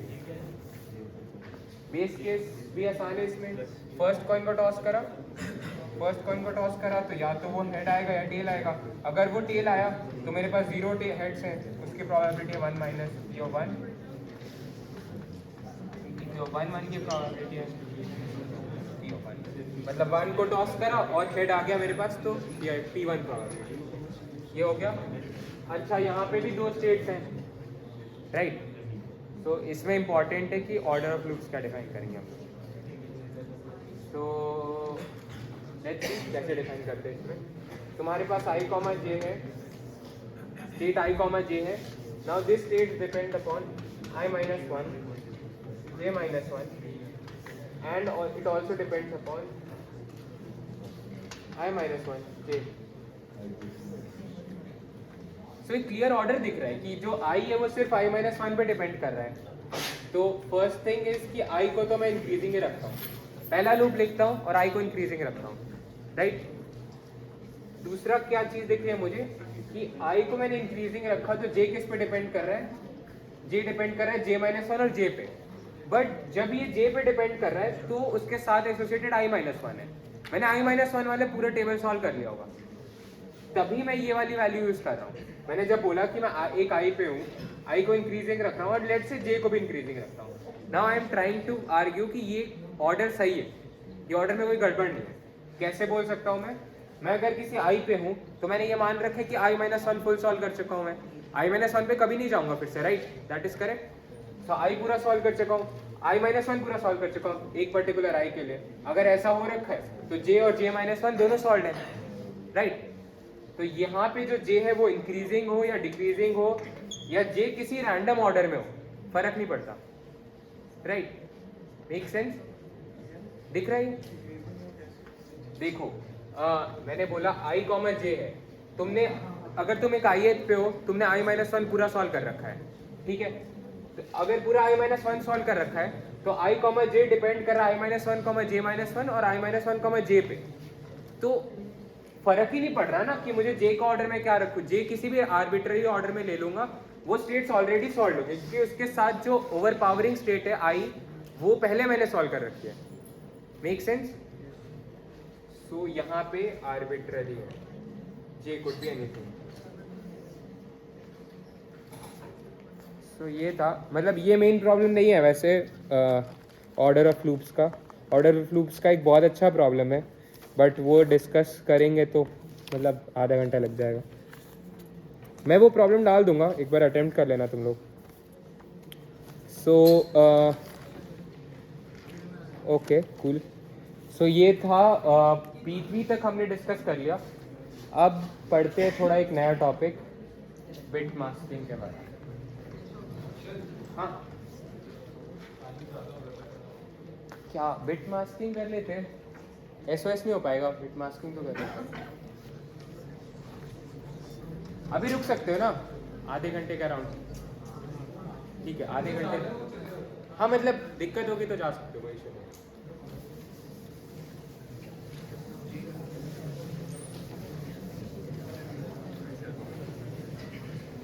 मतलब हमने बेसिक डीपी कवर कर लिया. इसके बाद CSS के 2 प्रॉब्लम, CSS प्रॉब्लम सेट पता है सबको? तो CACS के मतलब सारे प्रॉब्लम्स कर सकते हो, लास्ट के 2-3 छोड़ के सब हो जाएगा। और एट कोडर DP में भी आई थिंक पहले 12 प्रॉब्लम्स तो हो ही जाएंगे, तो मतलब काफ़ी कवर हो गया है वैसे अगर ऐसे सोचोगे। बस ये 3 जो स्टेप्स हैं वो फॉलो करके ऑलमोस्ट सब कुछ ही हो जाता है सॉल्व। अब थोड़े नीच टॉपिक्स है कि मतलब एक कुछ टेक्निक्स हैं उसी के बेसिस पे सॉल्व करेंगे problems. Okay, so the first thing is bit masking.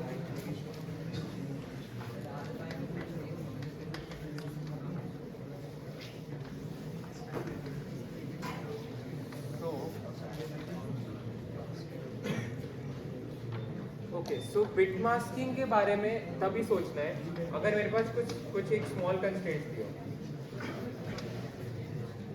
So this is a very big green flag कि मतलब तुम्हें बिट मास्किंग के बारे में सोचना है। कैसे? सो मतलब होता क्या, पहले तो ये सोचते हैं। सो अगर तुम्हारे पास n ऑब्जेक्ट्स हैं A1 से, या let's number these objects 1 2 3 till n, right? And say you want to find out, मतलब you want to represent this as a set कि तुमने कुछ इन ऑब्जेक्ट्स का सबसेट लिया है, ठीक है। इस सबसेट को कैसे डिनोट कर सकता हूँ मैं? या तो एक तरीका है कि मैं पूरा एग्जैक्टली स्टोर करूँ 1 2 5 7 ऐसे करके कुछ स्टोर करूँ, but this is very bad. Why? Storing 7 और storing 9 requires how many bits? log of 7 bits, right. और इसको स्टोर करना है तो तुम एक वेक्टर में भी स्टोर करोगे इसको, तो ये नंबर स्टोर करना is not a very good idea. Rather if you have a small n, what we can do is I can create another number of n bits that has n bits binary number, which will, if it is binary, it will have ones and zeros, और हर एक bit के corresponding, bit number के corresponding मैं ये decide कर सकता हूँ कि मैं उसको लेने वाला हूँ कि नहीं। सो इफ आई से, let's say this is 4 5 6, so what I can do is this is essentially saying, this is same as saying 2 4 and 5, right? Make sense? मतलब मैंने क्या करा कि मेरे पास एक सेट है, कौन सा? हाँ, लॉग बेस्ड।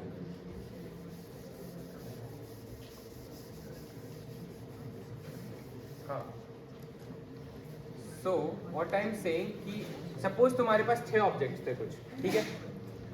अब इन 6 ऑब्जेक्ट्स के कॉरेस्पॉन्डिंग एक नंबर बनाया मैंने, 6 बिट्स का नंबर बनाया। ये बिट रिप्रेजेंटेशन कुछ ऐसा है।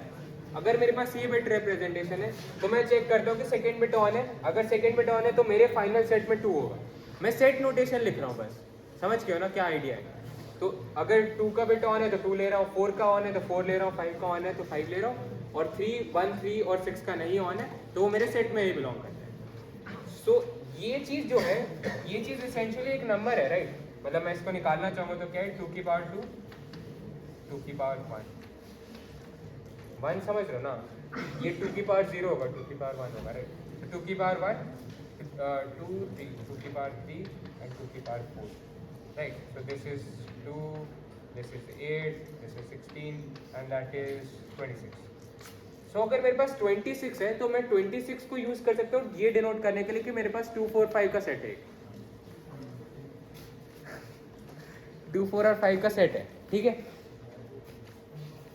समझ आ रहा है? ये बेसिक आइडिया मास्किंग का। तो ठीक है,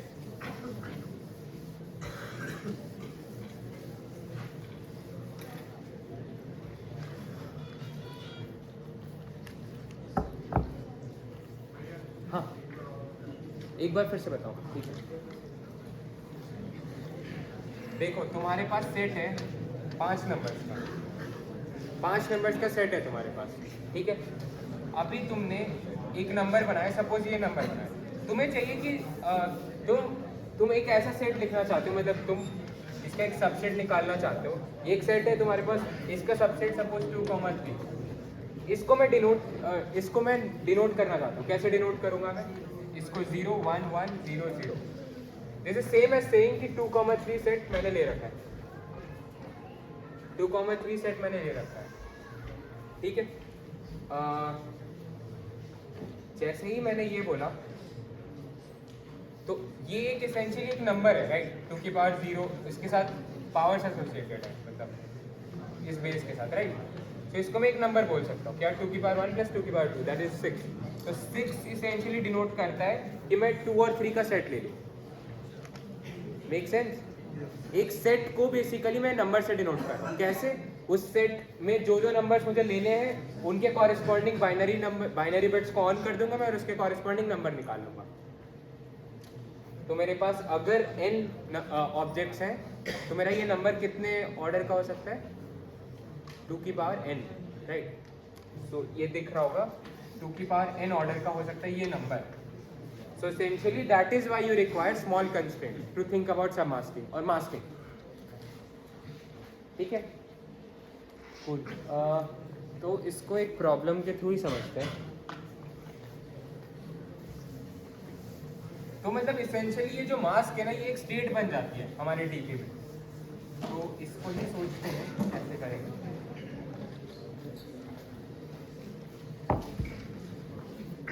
ठीक है, so there is this problem called matching. Easy problem मतलब आसानी है। So what you have is you have n men, n women, and you have this array a comma j। एक array a given है तुम्हारे पास, एक matrix a given है तुम्हारे पास, aij का मतलब है कि this denotes the compatibility of man I. मतलब तुम्हें पेयर करना है बेसिकली, मैन एक आदमी को, एक मैन को एक वुमेन के साथ पेयर करना है, ठीक है। what you are given is you are given a compatibility matrix।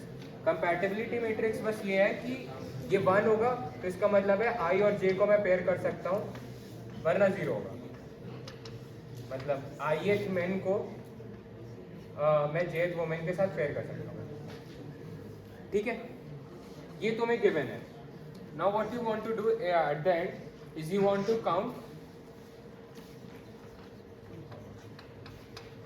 How many such pairs can be formed।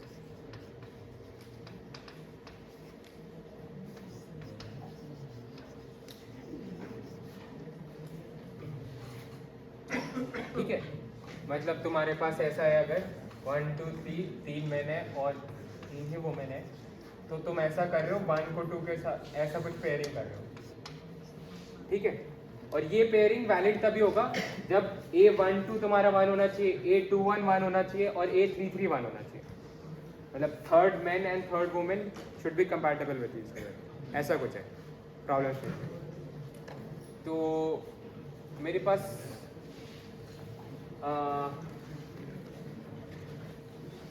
हाँ, मेरे पास कितने पॉसिबिलिटीज है मतलब बनाने की, कितने ऐसे पेयर्स पॉसिबल हैं, मतलब ये हाँ कितने पेयर्स पॉसिबल है?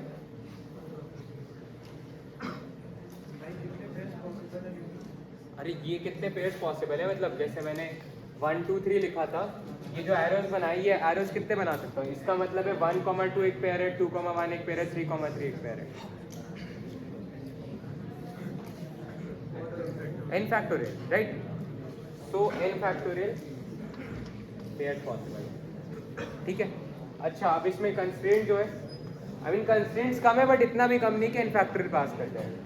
तो इसमें कंस्ट्रेंट्स है 21, n इज जस्ट 21।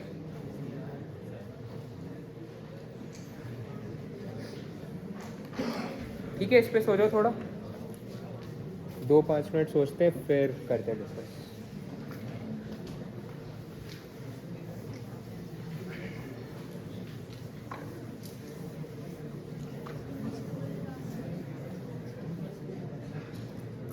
समझ गए ना प्रॉब्लम सेटअप सब लोग? हाँ, क्या बताओ क्वेश्चन से एक्सप्लेन। ओके, हाँ, तो क्वेश्चन तुम्हारे पास ये है कि तुम्हारे पास ऐसे n men और n women है, right? You want to pair these men and women together.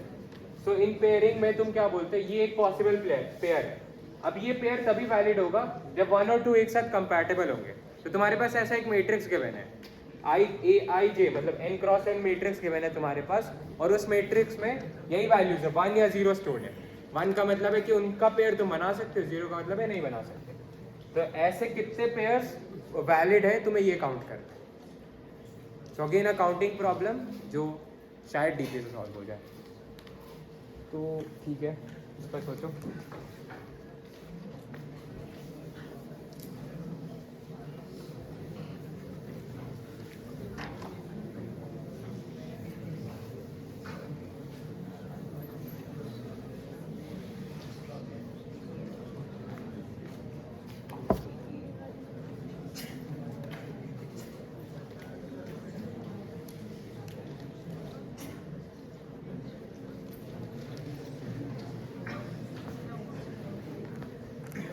हाँ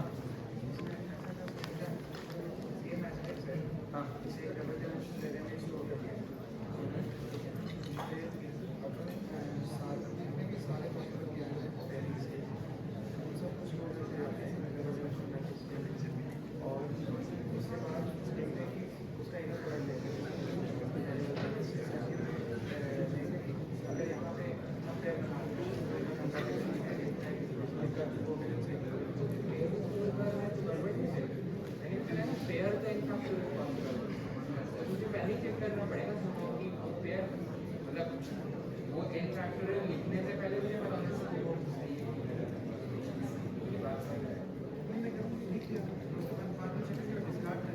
गलत है ना. 21 फैक्टोरियल इज लाइक 10 पावर 20 कि वो लिमिट एक्सीड. हाँ, लिमिट एक्सीड. n फैक्टोरियल मतलब n की वैल्यू 10 होती है तभी पास करते हैं. 10 में ज़्यादा बोलो 8 या 9 तक.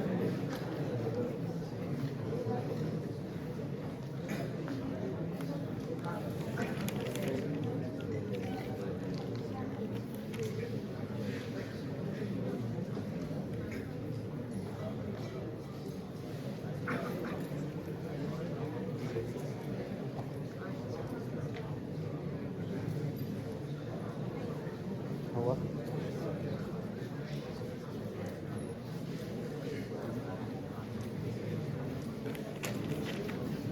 चलो करे डिस्कस फिर.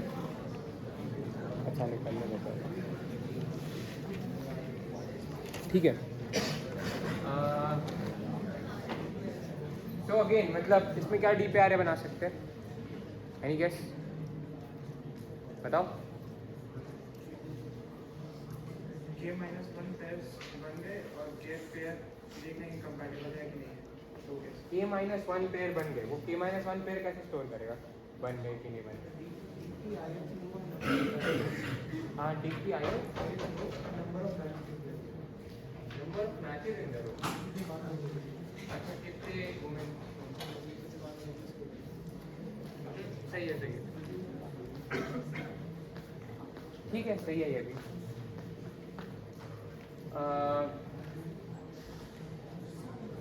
कोई और कुछ और आइडिया अगर?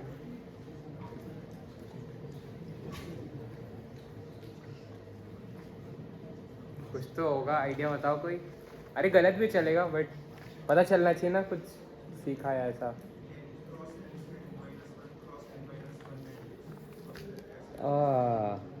बट वो जब तू कर रहा है तो वही मैंने बताया ना, वो n फैक्टोरियल पेयर्स पॉसिबल है, तो तू इसेंशियली सारे एनुमरेट कर रहा है. That would be wrong right. ठीक है. ओके सो मैंने अभी जैसे बताया वो स्कैनिंग वाला जो पार्ट होता है वो काफ़ी इसेंशियल होता है. ये n फैक्टोरियल कैसे काउंट करा था वैसे? मैंने इसीलिए पूछा था, मतलब इससे सोल्यूशन हिट कर सकते थे हम लोग. पहले के पास n ऑप्शंस हैं, दूसरे के पास n minus 1. हाँ ये एक तरीका है, बट एक और तरीका देखने का ऐसे है कि मैंने मेन का ऑर्डर फिक्स कर दिया n तक. ठीक है. अब मेरे पास क्या है, अब यहाँ पे मुझे इसेंशियली परम्यूटेशन लिखना है एक और इसके नीचे. n लेंथ के कितने परम्यूटेशन पॉसिबल होते हैं? n factorial. तो इसके नीचे कुछ कुछ वैल्यूज आ गई हैं बस, राइट? ऐसा कुछ है। अगर मेरे पास ऐसा कुछ है तो मैं यही चीज़ करता हूँ ना कि मैं क्या स्टोर करता हूँ कि मैं ith main पे हूँ, ith main पे हूँ और मैंने कोई सेट ऑफ वुमेन पेयर कर रखा है फर्स्ट i main के साथ। मैं ऐसा कुछ स्टोर कर सकता हूँ? क्या कॉम्प्लेक्सिटी होगी? सेट ऑफ वुमेन क्या है? 2 की पावर n, 2 की पावर 21 इज अराउंड 10 पावर 6 या 10 पावर 5, 10 पावर 6 के अराउंड है, और i जो है वो जस्ट 20 है। सो 2 की पावर 6 मतलब बॉर्डर लाइन है, बट स्टिल हाँ 10 की पावर 6 है ये, 10 की power 6 into 21, so which is around 10 power 8। मैं मेमोरी ऑप्टिमाइजेशन नहीं बता रहा अभी, वैसे एक तरीका है करने का, इसको सोचते हो उस पर भी, बट ठीक है। मतलब ये एक पॉसिबल सोल्यूशन है, एटलीस्ट टाइम कॉम्प्लेक्सिटी एक्सीड नहीं कर रही है, राइट? ठीक है, तो तुम्हारे पास ये है केस और मैं ये स्टोर करता हूँ। तो लेट्स राइट दिस फॉर्मूली। तो तुम्हारे पास स्टेप 1 है कि dp of I mass is defined as first I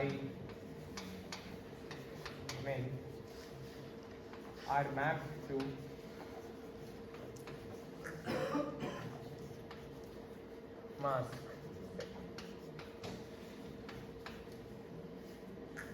mass set. Now what is happening? This is my domain and I store the number of ways to do so.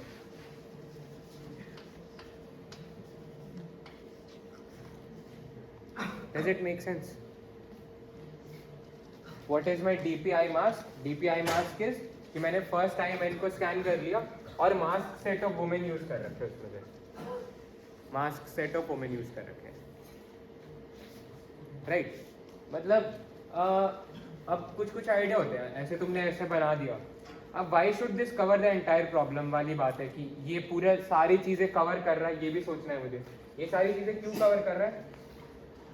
First of all कोई भी valid set होगा मेरे पास, तो मेरे पास suppose ये जो i की value 3 है, एक बार देखते हैं बस ऐसे, i की वैल्यू 3 है, अगर मैं 3 तक मैपिंग कर चुका हूँ और सपोज मैंने अज्यूम करा कि मैं 4, 1 और 2 को मैप करने वाला हूँ, इनसे मैं सेट मतलब वुमेन 4, 2, 1 और 2 यूज करने वाला हूँ। अगर मैं इनको यूज करने वाला हूँ तो फर्क नहीं पड़ता, मतलब हाँ ऐसे मैपिंग, ऐसे स्ट्रिक्ट मैपिंग स्टोर करने की तो जरूरत है नहीं, क्योंकि फाइनली मुझे क्या चाहिए? मुझे बस ये चाहिए कि 1, 2, 3 n तक होना चाहिए और उसके नीचे कुछ परम्यूटेशन लिखा होना चाहिए। मुझे ये एरोस तो स्टोर नहीं करने ना, ये एरोस चीज खराब कर रहे थे, मतलब ये फील आ रही होगी कि ये एरोस भी स्टोर करूंगा तो मैं ज्यादा इंफॉर्मेशन स्टोर कर रहा हूँ, ज्यादा इंफॉर्मेशन स्टोर कर रहा हूँ। तो जैसे स्टार्टिंग में बोला था मैंने कि ज्यादा इंफॉर्मेशन स्टोर मतलब ज्यादा टाइम लगेगी, ज्यादा मेमोरी लगेगा। तो वही बात है कि ये एरो स्टोर करने की जरूरत नहीं थी, बस मुझे ये सेट स्टोर करना है। तो यही फायदा है इसका, मतलब ये इसीलिए इसेंशियली पूरा प्रॉब्लम कवर करता है। काफी इंपॉर्टेंट है ये सोचना कि तुम जो डीपी स्टेट्स बना रहे हो वो पूरा प्रॉब्लम कवर कर भी रहे हैं कि नहीं। कुछ स्टेट्स अनकवर्ड ही रहे और उसके बिना ही तुमने आंसर दे दिया, राइट? तो ये हो गया फर्स्ट स्टेप। सेकंड स्टेप कोई बताए मुझे प्लीज, रेफरेंस रिलेशन क्या हो सकता है? क्या हो सकता है रेफरेंस रिलेशन?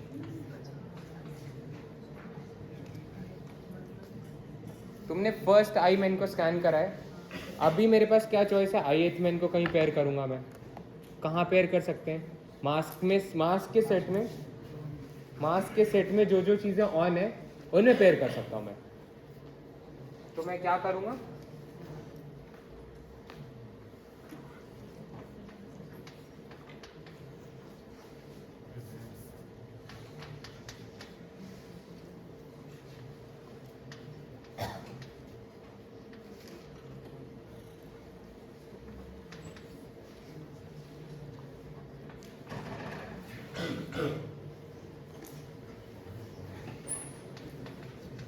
अच्छा एक और चीज़, ये आई और मास्क जो है इसमें ये भी कंस्ट्रेंट होना चाहिए ना कि जो मास्क में नंबर ऑफ ऑन बिट्स है वो आई के बराबर होने चाहिए, क्योंकि मैंने ये माना है ना कि मैंने फर्स्ट आई को पेयर कर दिया है, फर्स्ट टाइम एन को पूरा पेयर कर दिया है, तो मास्क का एब्सोल्यूट या फिर कार्डिनलिटी है उस सेट की वो आई के बराबर होनी चाहिए। तो मुझे ये लिखने से पहले ये भी चेक करना होगा कि जो मास्क की कार्डिनलिटी है that should be equal to 1 I. ये चेक करना होगा मुझे। जब मैं ये चेक करूंगा तब मैं ये स्टेटमेंट लिखूंगा। जैसे मैं ये स्टेटमेंट लिखूंगा उसके नीचे मुझे अगेन चेक करना पड़ेगा। मैं बोल रहा हूँ कि मैंने आई को इस मास्क में काफ़ी सारे बिट्स ऑन है, सपोज कोई जेथ बिट है वो भी ऑन है, मैंने उस जेथ बिट को ith मैन के साथ पेयर करा, मतलब जेथ वुमेन को ith मैन के साथ पेयर करा। जब मैंने ऐसा करा तो मैं क्या बोल रहा हूँ कि सेम प्रॉब्लम सॉल्व करो, i-1 पहले मैन के लिए और मास्क में से जेथ बिट को ऑफ कर दो, क्योंकि जेथ बिट ऑलरेडी मैंने आई के साथ पेयर कर दिया।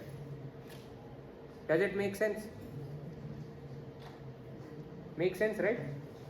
ये करा मैंने, जैसे ही मैंने ये करा अगेन क्या चेक करना होगा इसमें ये भी होना चाहिए कि मास्क एंड ये सब नोटेशन से कंफर्टेबल हो ना, मतलब मास्क एंड अगर मुझे चेक करना आई जेथ बिट ऑन है कि नहीं तो मैं क्या करूंगा 2 की पावर j के साथ उसका एंड लूंगा। 2 की पावर j में सिर्फ जेथ बिट ऑन है तो बाकी सारे बिट्स तो ऑफ होंगे ही, बाकी मतलब j को छोड़ के बाकी सारे बिट्स ऑफ हैं। तो फाइनल रिजल्ट में जो भी मैं इसका एंड लूंगा फाइनल रिजल्ट में सारे बिट ऑफ होंगे, बस j वाले बिट पे कुछ कंस्ट्रेंट है। j वाले बिट फिर किस पे फाइनल डिपेंड करेगा, मास्क में ऑन है कि नहीं वो, राइट?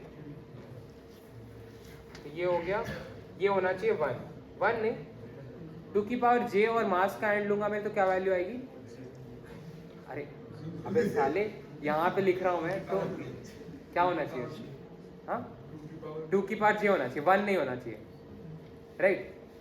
2 की पावर j होना चाहिए, दोनों का एंड ले रहा हूँ मैं तो 2 की पावर j आएगा, राइट? तो जब भी ये 2 की पावर j आएगा 2 की पावर j आएगा ये, तब मैं ये चीज़ लिखूंगा। तो ये कंडीशन, ये पहले एक इफ लिखूंगा, उसके बाद एक और इफ लिखूंगा मैं, उसके बाद ये चीज़ ऐड करूँगा, ठीक है?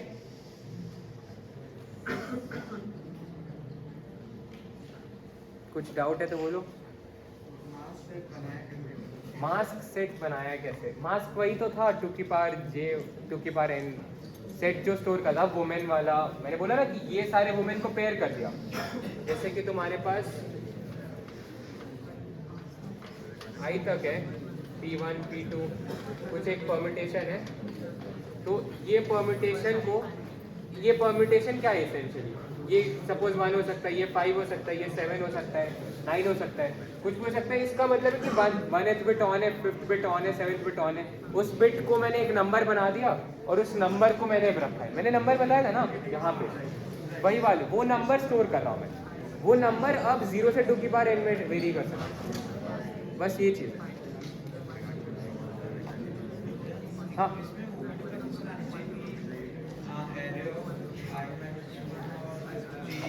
हाँ बिल्कुल सही। जैसे ही मैंने ये पेयरिंग करी, ये पेयरिंग हो सकता है वैलिड नहीं होगी, राइट? वो भी चेक करना है मुझे, सही बोला था।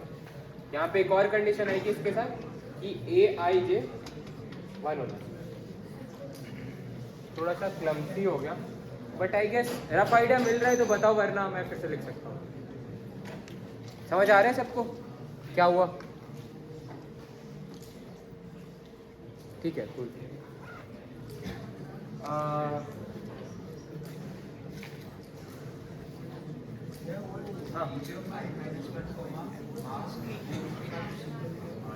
उतना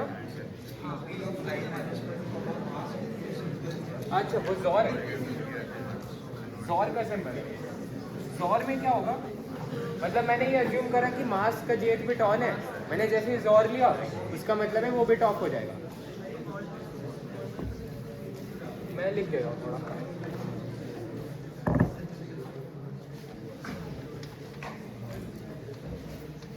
If mass modulo is I, then do this.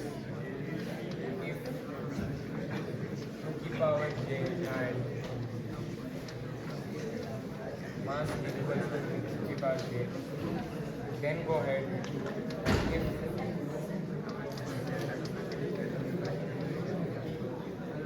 all these three happen,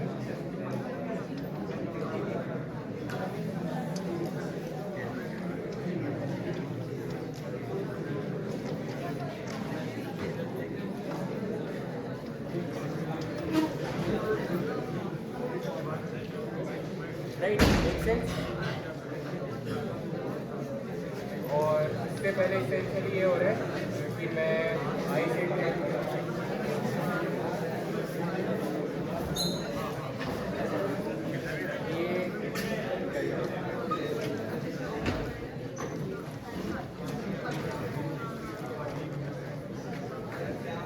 ठीक है, समझ आ रहा है ये पार्ट। तो तुम्हारा ये हो गया डी पे आ रहा है पूरा। अच्छा, अब ऑर्डर ऑफ लूप सोच लेते हैं और बेस के। इसमें क्या हो रहा है, आई डिपेंड कर रहा है -1 पे, right. So first thing is I should be increasing.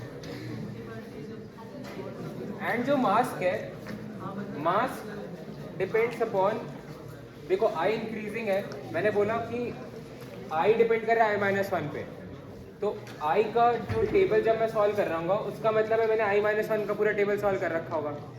तो जो मास की वैल्यूज है, मास कहाँ से कहाँ तक वैल्यू वेरी करता है, 0 से लेके 2n तक, 0 से लेके n-1 तक एसेंशियली। 2n-1 तक क्यों? 2n is all bits on till n, -1 2n is just nth bit on, 2n-1 करूँगा तो 0 से लेके n-1 तक सारे बिट ऑन होंगे, ये मतलब है इसका, ठीक है। सो अगेन इसमें ऑर्डर ऑफ लूप्स सोचेंगे तो आई में अगर इंक्रीजिंग रखूंगा तो मैं मास का कुछ भी ऑर्डर रख सकता हूँ, मेक सेंस। उल्टा सोच सकते हैं क्या वैसे, मास का लूप पहले लिख सकता हूँ मैं, मास का लूप भी पहले लिख सकता हूँ, फिर आई इंक्रीजिंग, आई कुछ भी हो सकता है। अगेन देखो मास्क डिपेंड कर रहा है, मास्क एक लेस वैल्यू पे, mask zod 2j is surely less than mask, right. So मैंने क्या बोला कि मैं मास्क को इंक्रीजिंग रख रहा हूँ, मास्क को इंक्रीजिंग रखूंगा मैं, तो मैंने ये बोला कि मैं मास्क के सारे प्रीवियस वैल्यू के लिए सॉल्व कर रखा हूँ, मास्क -1 तक सॉल्व कर रखा हूँ मैं। अगर ऐसा हो रखा है तो डिपेंड नहीं करता आई का ऑर्डर क्या होगा, again I could be random, I could be random, और यहाँ पे मास्क कुड बी रैंडम। मतलब वो समझ लो ना, 2 फॉर लूप लिखूंगा मैं इटरेटिव सोल्यूशन के लिए, अगर रिकर्सिव लिख रहे हो तो फर्क ही नहीं पड़ता, मतलब वो तो पूरा सॉल्व हो जाता है। बट अगर इटरेटिव लिख रहे हो तो 2 फॉर लूप्स का ये ऑर्डर, मतलब कुछ भी ऑर्डर हो सकता है। मास्क को इंक्रीजिंग रखो, आई को रैंडम, आई को इंक्रीजिंग रखो, मास्क को रैंडम, ठीक है। ये हो गया, बचा तो काफ़ी था वैसे, पर लग रहा है कि हो नहीं पाएगा कल कुछ और है ना, ठीक है। देखो मैं अब क्या करूँगा, इसके बाद मैंने कुछ प्रॉब्लम्स लिख रखे थे और तो मैं नोट्स डाल दूंगा पूरे कंप्लीट, ठीक है। तो इसके बाद थोड़ा देख लेना, 9-5 हो गए, हाँ, तो वो नोट्स देख लेना। आई थिंक ये एक प्रॉब्लम करा, ये एक प्रॉब्लम बचा था, तो मैं बता देता हूँ वैसे क्या क्या सिग्निफिकेंस था, मतलब सब मास्किंग बिट मास्किंग काफ़ी आते हैं प्रॉब्लम। SOSDP का उतना मतलब थोड़ा नीच टॉपिक है काफ़ी, बट इससे इंटर में आ जाते हैं सवाल, तो ये पढ़ लेना, मतलब मैं वो बोलना चाह रहा था। SOSDP में मतलब आसान सा है, मुश्किल नहीं, मैं एक ब्लॉग भी डाल दूंगा, शेयर कर दूंगा। SOSDP में मतलब एक पिछले last to last year Google के OA में आ गया था प्रॉब्लम, सो वो मतलब मैं वो प्रॉब्लम में डाल दूंगा, और नोट्स है होपफुली समझ आ जाएगा, नहीं समझ आएगा तो मेरे से पूछ लेना, DM कर देना, ठीक है। ठीक है, आई गेस वाइंड अप करते हैं।